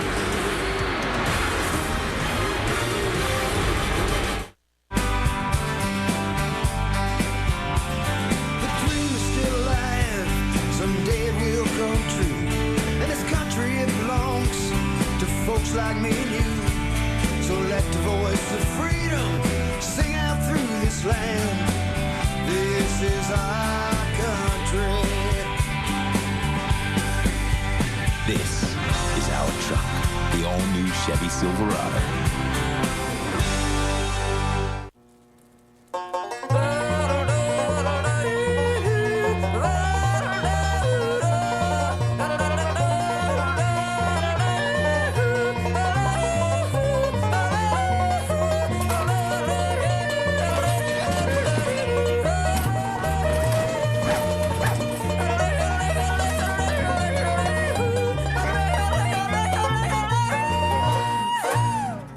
Into a Slim Jim. That was an amazing win. How do you feel? I feel great. I feel awesome. A lot of people wrote you guys off early this year. Did you have any doubts? No doubts. No doubts. What's it like to be part of sports history? I have no idea. Can't find the words? No, I'm not on the team. I'm just here for the Bud Light. I can get you one. It's a cooler right over here. Are you sure? Woo! Refreshingly smooth Bud Light. Always worth it. The way they work today.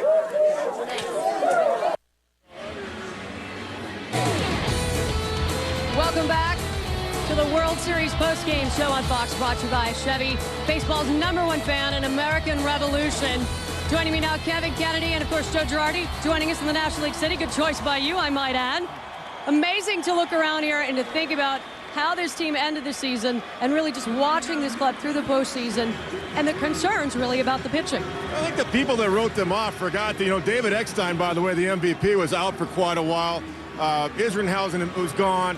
They found a bullpen at the end of the season. Wainwright took over that job, a tremendous job. They got healthy. I mean, Jimmy Edmonds had the concussion. But the unsung hero is the guy behind the plate. Yadier Molina has really come into his own, to me, as the #1 defensive catcher in baseball. We know he hit in the postseason, but the job he did with that pitching staff, really game management behind the plate, I thought was phenomenal. You're nodding because, yes, you're a catcher, and yes, you do speak the truth. Well, I thought he did a wonderful job, and I think when the Tigers look back on this World Series, what they're going to remember is they could have been up here tonight. They could have won these last 3 games if not for the errors that they made and some of the walks in the late innings. They just did not play good baseball. They're a much better team than they showed, but I think this will be a great experience for them, and I think they'll have a shot to be back next year. Mr. Girardi, on behalf of Fox Sports, thank you so much. You're a tremendously classy man, and we just got to get you back out on the baseball diamond very soon. Thank you for joining us this postseason. As Major League Baseball crowns its 7th different champion in 7 seasons, Joe Buck. Yeah, well said, and that's something that we can't forget. Our final thoughts up here in the booth, I think Joe just said it. The Tigers are 3 years removed from losing 119 games. Jim Leyland has turned that franchise around with Dave Dombrowski. You can't forget about that. I think the one thing that I learned again from this World Series, I've been in the game for 48 years, Joe, and the game is a routine game. If you do the routine things consistently well, you win. If you don't, you lose. And I think that's the subplot of this World Series. But the other part is there was a regular season. The Cardinals won only 83 games. But Tony La Russa down the stretch reinvented his bullpen. His team got healthy with Edmonds coming back. Pujols got healthier. Roland started to hit the ball. It all came together at the right time, and the Cardinals flat out won this World Series over Detroit. You made a comment in the 8th inning that you thought it was Tony La Russa's finest moment this year in the postseason, and I echo that. I think he did the best job that he's done in his career. It's been fun being with you again. Same here, pal. All right, that is it. The Cardinals are world champions, and we say that promotional consideration paid for by the following.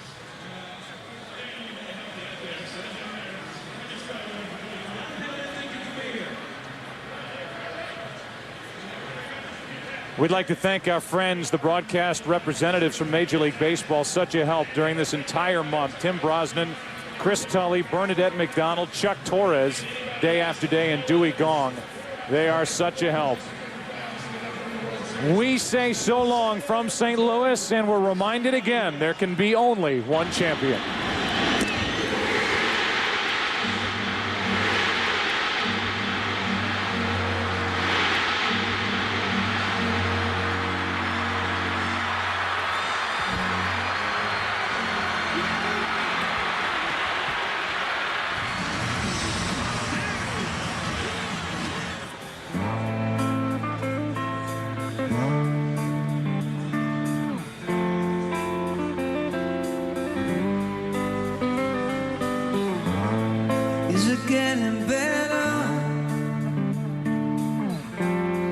Do you feel the same?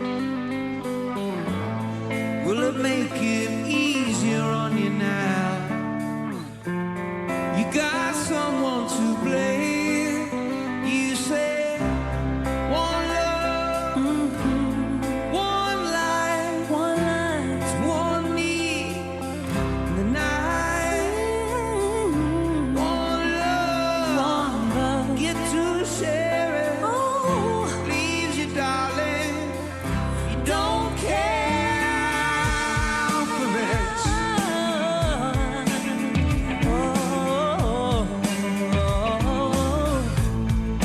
Did I disappoint you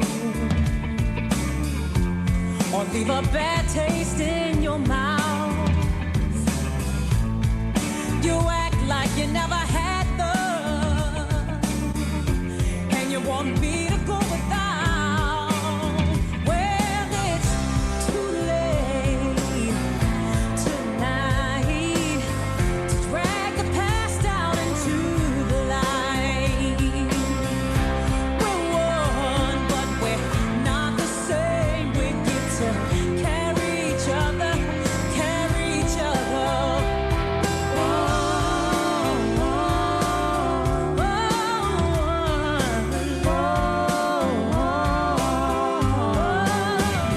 Where did I ask too much?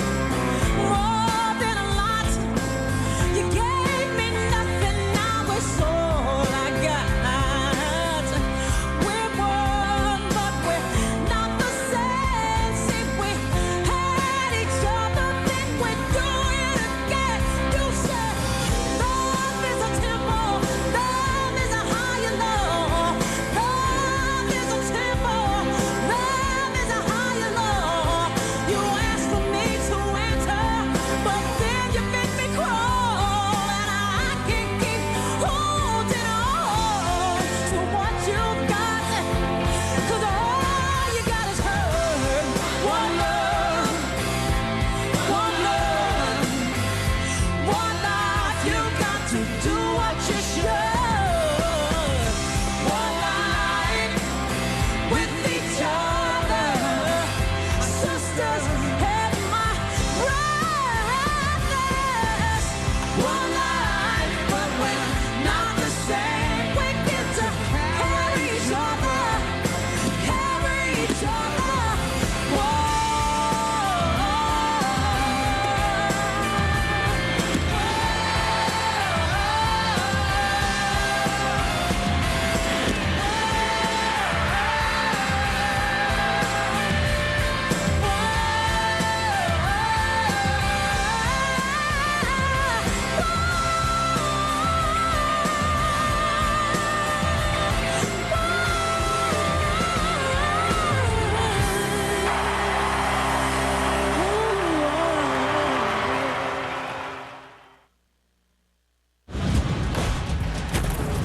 You've been watching Fox Sports, broadcasting in HD and presented by DirecTV. This has been a presentation of Fox Sports, home to Major League Baseball, the National Football League, NASCAR, and the new home of the BCS, America's #1 sports network, Fox Sports.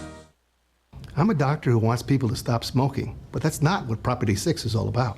Only 10% of the cigarette tax goes to anti-smoking programs. And 86 will increase tobacco smuggling and crime. That's why law enforcement groups across the state oppose 86. Teachers and educators oppose Prop 86 too, because it rewrites the state constitution, denying our schools more than $800 million of the tax dollars. Prop 86 is not what it claims. Read the facts yourself. No on 86.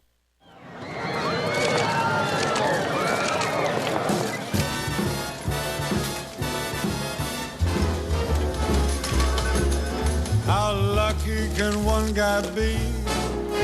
I kissed her, Burger. she kissed me. Fries. One said, ain't And a 24-year-old bottle of French Bordeaux.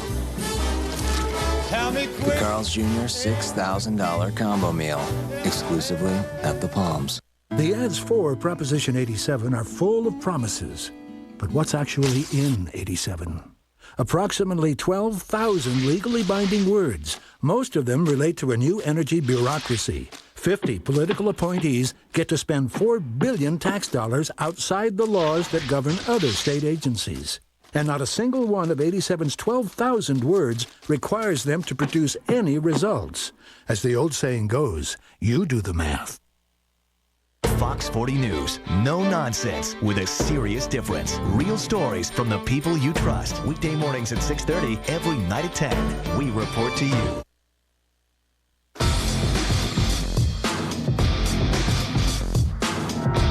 This is Fox 40 After the Game.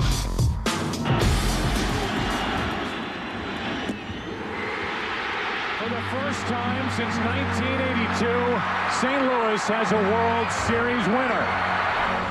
Adam Wainwright striking out Brandon Inge for the final out of the ball game. You saw it tonight here on Fox as the Cardinals beat Detroit 4-2 to win the 2006 World Series 4-1. Hi again, everybody. I'm Jim Crandall. Welcome to another After the Game show, our last After the Game show, because that was the last baseball game of this season. Let me get you right to Busch Stadium in St. Louis, live to the media room. One of the stars of this game, boy, major congratulations to the Cardinal pitcher, Jeff Weaver. What a job he did. And have the opportunity and take advantage of it. Just back to the right. Jeff, I'm curious. This has been such an unbelievable year for the team. The September swoon, the losingest team ever to win a World Series, your ups and downs. What is it about this team that you're able to put it together in October and be the last team standing?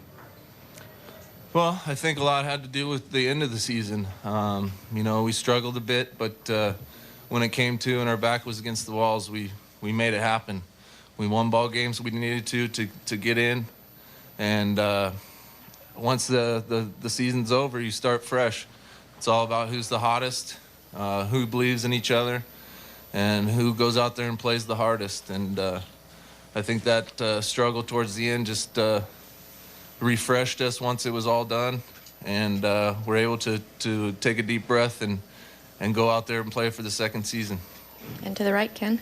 Jeff, you said that the city really embraced you from the moment you got here when they saw you at the Outback eating alone. I'm just wondering what it means to bring get the win here for this city.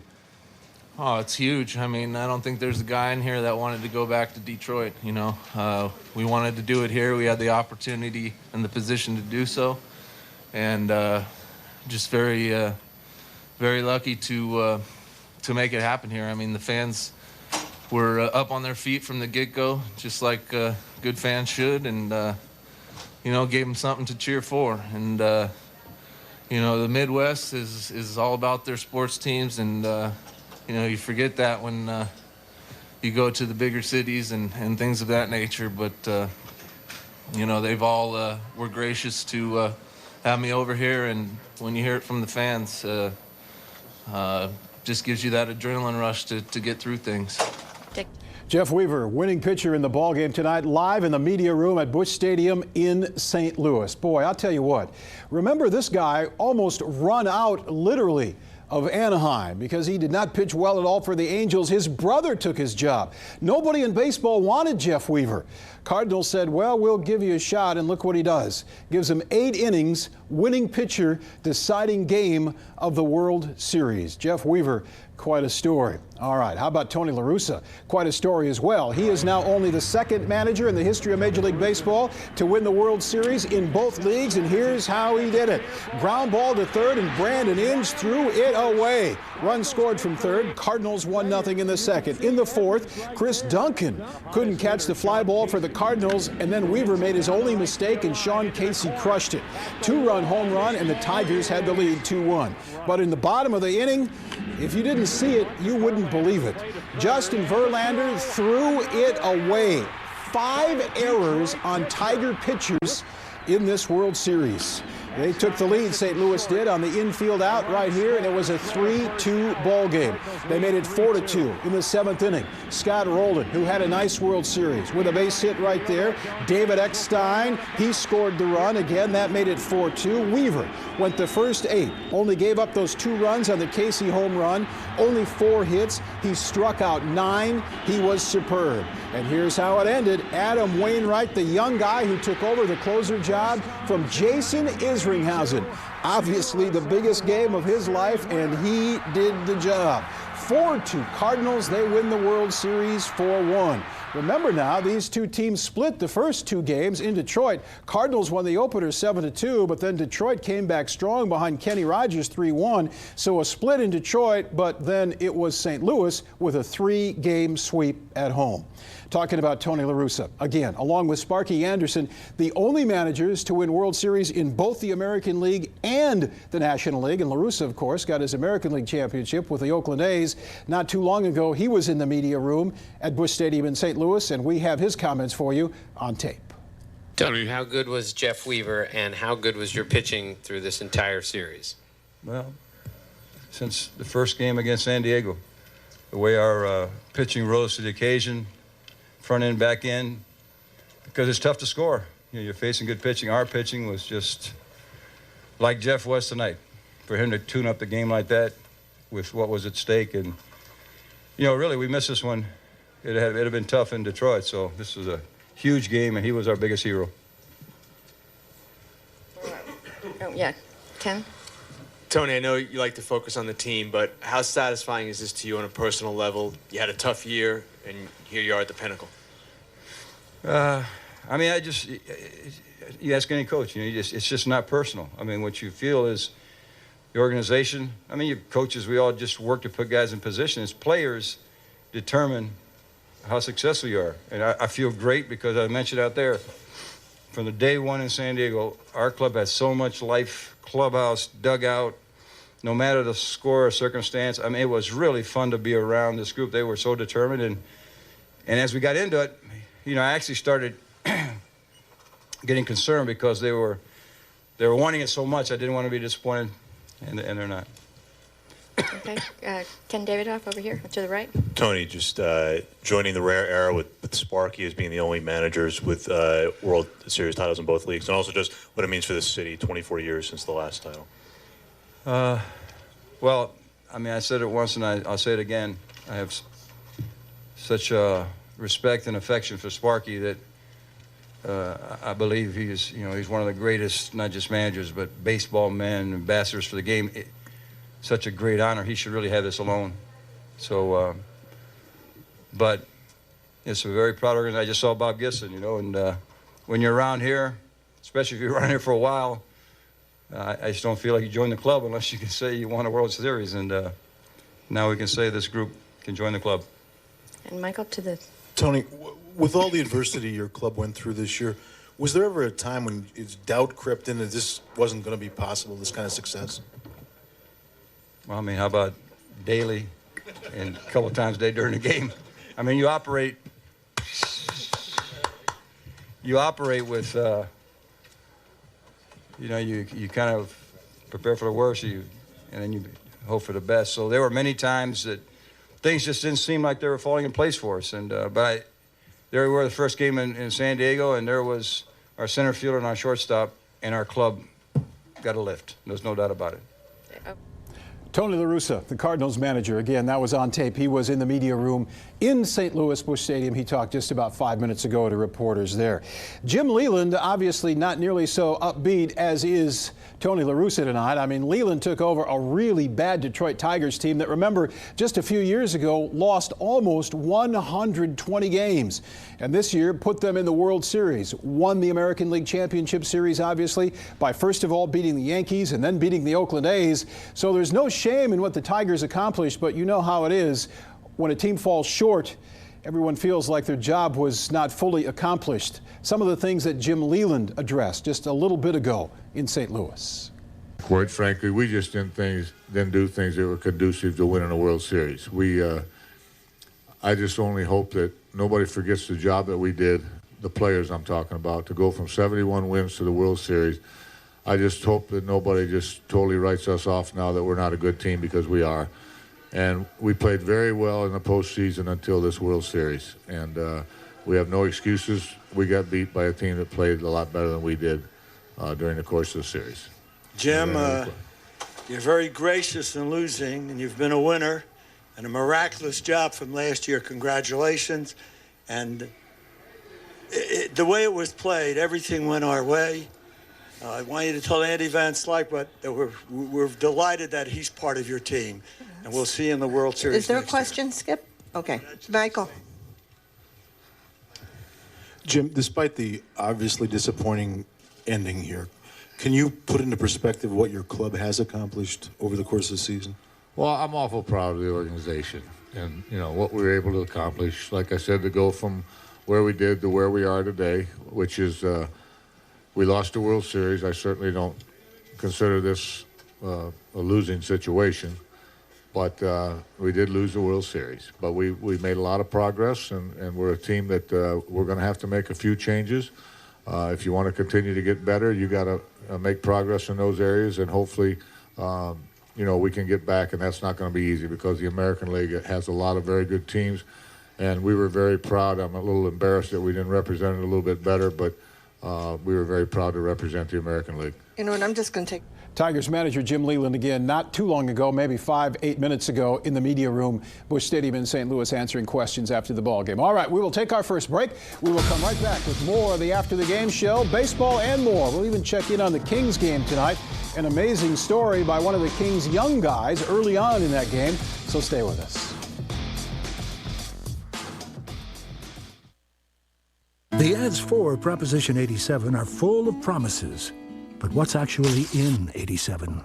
Approximately 12,000 legally binding words. Most of them relate to a new energy bureaucracy. 50 political appointees get to spend $4 billion tax dollars outside the laws that govern other state agencies.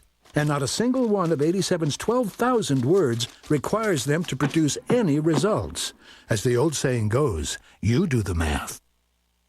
I got to get up early, I got to be on time.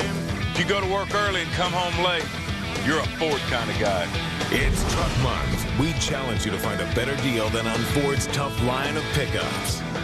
Nobody else has a lineup of trucks like Ford.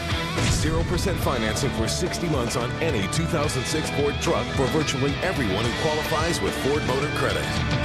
'Cause I'm built Ford tough. This is a landmark day for the automotive industry. The Aqua car is the first car to run on tap water. 0 emissions, 1,000 miles per gallon. I'm proud to announce for the first time in fast food history a 100% sirloin steak and cheddar ciabatta sandwich. Tender marinated sirloin topped with real cheddar cheese on my famous ciabatta bread. Really? Sirloin? Man. Here's the idea behind all these political ads in California. Rich politicians, political parties, and lobbyists keep pounding you with lies, distortions, and half-truths, day after day, with millions of dollars of ads, until you believe their lies or get beaten down and decide to stay home and not vote. But this year, you can stop it with one hand. Just vote yes on Prop 89.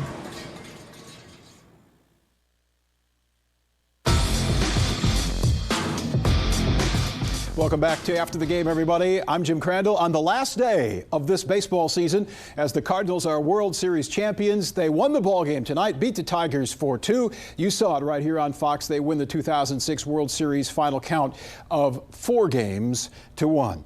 Play of the game? Well, as distressing as it will be to watch if you are a Tigers fan, it has to go to Justin Verlander, fielding the bunt and throwing it wide at third. Yadier Molina scored, tied the game at 2 in the bottom of the 4th. The 5th error of the series by a Tigers pitcher, and that is a postseason record. You wouldn't see that in a Little League championship series. Tiger pitchers just could not field the ball. They had no excuses tonight because everything was dry. Last night, it was wet. That field had absorbed a lot of rain over the last 48 hours or so. And Jim Leland, the Tiger manager, said today, when we go to spring training next year, we're going to wet down the front of the infield area in front of home plate and have our pitchers practice picking up and throwing wet baseballs. But no excuse tonight for Verlander because that ball was perfectly dry. 5 errors by Tigers pitchers. Amazing. How about 8 for 22 with a .364 average? That's your World Series MVP, David Eckstein, who helped the Anaheim Angels, remember, win a World Series not too long ago, and now he comes back and he gets a ring with the St. Louis Cardinals. Here's some of what Eckstein had to say in that media room at Busch Stadium in St. Louis. David, congratulations. Can you talk about sort of a cerebral thing? What's going on through your heart and mind right now? What does this mean to you as a person? Unreal. When you suit up in spring training, your main goal is to win a world championship. And that's all you play for. Whenever you come up short, I can still remember last year losing here and just feeling so pretty much out of it because you work so hard to accomplish something. Now being able to accomplish it, it's unreal. Just dream come true. And all the little things that you do to get to this situation is well worth it to be able to hold up the championship trophy and come next year put on a ring. Okay, Barry? Eck, you're the consummate component part, team player. But for you to rise above that and be the MVP of the series, how do you feel about that? It's a great honor, but I feel like I was just trying to do what I usually do. I just got very fortunate. I found some holes and stuff. But this club is unbelievable. I think one of the main contributors to this club was Yadier Molina. Yachty did such a great job behind the plate, controlling the pitchers, calling the games, and doing that, and then coming up so big with his bat. I feel like he definitely could be sitting right here with me and with the rest of the guys. Just stuff like that, just the team coming together and playing within themselves and trying to find a way to help the club win. We'll take a last one for David. I apologize if this was asked, but between games 2 and 3, did anything change because you'd been struggling at the plate up till then in the last 3 games? Right. Well, I felt pretty good in game 2. And so, but the one thing I wanted to do, especially with the hard-throwing Detroit club, was to make sure not to chase and not to try to do too much. I believe that I went back to where instead of trying to catch up to the fastball, I just said, hey, I'm going to look for the fastball and adjust to the off-speed stuff and just trust the ability to get there. And then a lot of thanks to Barry Weinberg, Greg Houck, George Paletta, and Ralph Wilson to get my shoulder ready so that it could be able to handle the swings. Okay, thank you. All those superstars in that Cardinal team, who would think David Eckstein, smallest guy on either team, would turn out to be the MVP? He had a big series. Talking about the superstars on the Cardinals, for guys like Pujols and Rolen and Edmonds, the check that they get along with winning the World Series, not that big a deal. The ring is the thing, and certainly the #1 thing with everybody on the Cardinals who participated in this World Series championship. But the money is not inconsequential, especially to a guy like Aaron Miles, the sort of local player from Pittsburgh and Antioch High School. Last year, the Chicago White Sox, each one of the players, World Series share of about $200,000. And a little bit earlier, Aaron Miles was asked about that money, what that will mean to him. Well, for the guys that don't have multi-year contracts, the World Series check is it's like another year you played, I guess. It's like a whole other big league salary for us. But that's big, and when Yachty hit that home run, of course, the first thing that pops into your head is we're going to the World Series. But the next thing is it's really good money for us guys that aren't making those multi-million-dollar contracts. The World Series share, the amount of money each player gets based on the overall attendance during the playoffs, so we don't know yet what that will be for this year. But again, the White Sox, when they won the World Series, each guy got about $200,000. That is a lot of money for almost anybody. All right. After the game rolls on, we'll hit one more break and we'll come back strong, so stay with us because we have more baseball to talk about before we give it up entirely for this 2006 season. I don't think that I would be where I am today without having a clear career path. ITT Tech gave me my roadmap and the compass. At ITT Tech, I came across instructors that helped me become a better student and professional. Now I can take care of my family. We are educators helping people build a foundation for the rest of their lives. ITT Technical Institute, education for the future. To find out more, call 1-800-ITT-TECH or visit us on the web. It all began with the kitchen. We wanted a granite counter, and then we liked it so much we redid the bathroom. Are you sure it didn't start in your childhood? No, it all started when we went to Tile Outlet, always in stock. Their incredible selection and low, low prices inspired us. We just kept finding more and more things that could be tiled. With that beautiful look and those affordable prices, there was just no reason to stop. Doctor, do you think I'm crazy? Doctor? For wide selection and low prices, Tile Outlet, always in stock. I started with Plumber in 1988 as a detailer. Started selling cars in 1990 and been with him ever since. Our people make the difference. We're all family here, and you can pretty much tell that when you walk in the door. The difference is our selection, the way we take care of our customers. The difference really is our people. The difference is our people. Hummer, Pontiac, Cadillac, GMC, Buick, and Lodi. Pop quiz. What midsize SUV has a remarkably spacious interior, a class-leading warranty, a 5-star crash safety rating, and starts at just $16,115 after $3,750 cash back? Is it A, the rugged Kia Sorento, B, the tough Kia Sorento, C, the durable Kia Sorento, or D, all of the above? Correct. You picked the Kia Sorento. There really is no other choice. Hurry in and get $3,750 cash back on the comfortably refined Kia Sorento. Visit your Valley Kia retailers.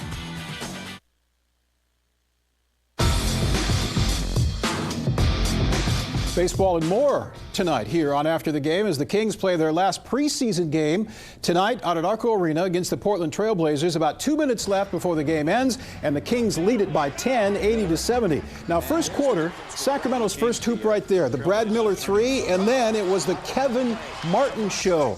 Martin scored 15 points in a row for the Kings after that hoop by Brad Miller. He was hot, to say the least, in a zone and ready to go. And with Mike Bibby out for maybe the first 5 or 6 games of the regular season, the Kings may need that kind of production from Kevin Martin if they're going to win some basketball games. As remember, they opened with 3 in a row on the road. Again, the Kings up 10, 80-70, just less than 2 minutes to play in their last preseason game of the year. Big baseball story out of the Bay Area today. Do you know the Giants have hired Bruce Bochy to be their new manager? The story broke last night that Bochy was going to San Francisco to interview. Didn't take the Giants long to act on the deal.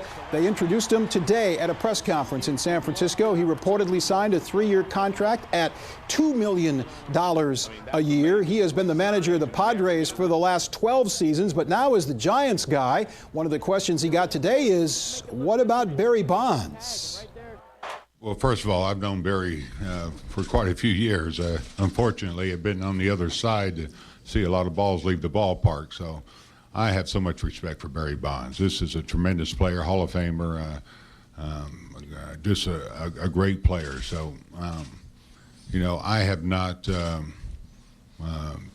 made any decision according to Barry Bonds. If Barry Bonds is on this ball club, I look forward to managing Barry Bonds and what he brings to a team. That's the Giants' new manager, Bruce Bochy, and the very latest on Bonds from his agent this afternoon. He is planning to file for free agency. One of the Giants executives asked about that. Will you offer Bonds a contract before he files for free agency? And the response was, we really haven't studied it yet. So perhaps the Giants in no hurry to re-sign Barry Bonds. The A's, however, are in a big hurry to re-sign Frank Thomas, the guy who was so very good for them this past season. Without question, their offensive leader and one of their leaders in the clubhouse as well, which really wasn't something that Thomas expected to be, a leader in the clubhouse. During the A's series against the Tigers, Thomas was asked about that leadership role that he played this year. I knew I could. But my goal when I first got here was not to be a distraction. My goal was to come in and fit in and be a good teammate with these guys and you know, help them get to the next level. But this has been a great eye-opening experience for me this year with this club because you know, you got a bunch of guys that are so loose, having fun every day. But when it's time to get between the lines, it's all about business. To left.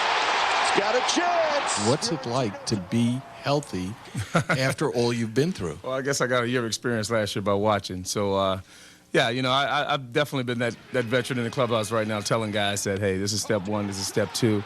You know, because I saw it unfolding underneath my eyes last year, and it's just one of these things that, you know, I'm very happy to be here, you know, this round as a player. You know, just to see him have a year like he's having in person, to see him almost single-handedly carry us, even in the playoffs here, has been pretty amazing to watch. So, have you exceeded what you thought you might do this season with the way that you've produced? No. I just think I've had an average year when I'm healthy. I mean, that's where I've been my whole career. You know, average-wise, I think I've been down. But as for production, I'm right where I normally, my numbers are right where they're normally at, you know, for a full season for me. One of the first major postseason baseball awards, the Hank Aaron Award, goes to the best offensive players in the two leagues this year. The Yankees' Derek Jeter, the Phillies' Ryan Howard. The awards were presented in St. Louis. That, of course, is Jeter on the far left with the baseball commissioner Bud Selig, Hank Aaron next to him, and Ryan Howard of the Phillies. And you may see, there he is, guy from Century 21 sneaking in there. They sponsor the award. Aaron said this award to him, more than just on-field stuff, it also depends a lot on what a player is like off the field. Seriously, I think that this award means much more than just presenting it two awards to two great players. I think that you, more than anybody, has realized that what you do on the field means little of nothing for what you do off the field. And you had carried yourself that way. 1999, they had the All-Star game in Boston. That was the first opportunity I had to meet Mr. Aaron. And the thing that stuck out with me is he tapped me on the shoulder and said, "I was looking for you." I don't know if you remember the story. I wanted to say hello. Like, you looking for me? So I think what he stands for, not only, like the commissioner said, not only on the field but away from the field, how he carries himself. You know, he's second to none. And of course, a reporter had to ask Hank Aaron about Barry Bonds. Do you think that he should be allowed to break your record? Aaron, the gentleman that he is, didn't really offer any comment on that, said, well, let's just let him play and we'll see what happens. Although he did say again that whenever and wherever, if Bonds breaks that record, Aaron won't be there to see it. All right, we'll close up this After the Game show with a little high school football on a Friday night. Grant High School, without question, the best team in this area, one of the best in the entire state. And if you don't believe it, just ask the team in white there, McClatchy High, because Grant beat McClatchy tonight. That's Marcellus Williams on an early touchdown, 78-0.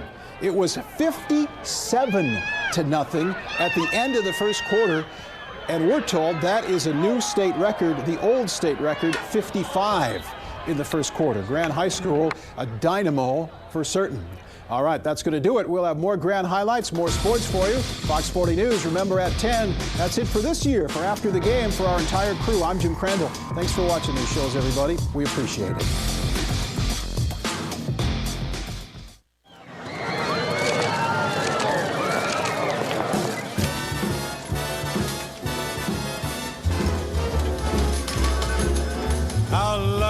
Can one guy be? I kissed her. Burger. She kissed me. Fries. No one said, ain't Then a 24-year-old bottle of French Bordeaux. Tell me The quick. Carl's Jr. $6,000 combo meal, exclusively at the Palms.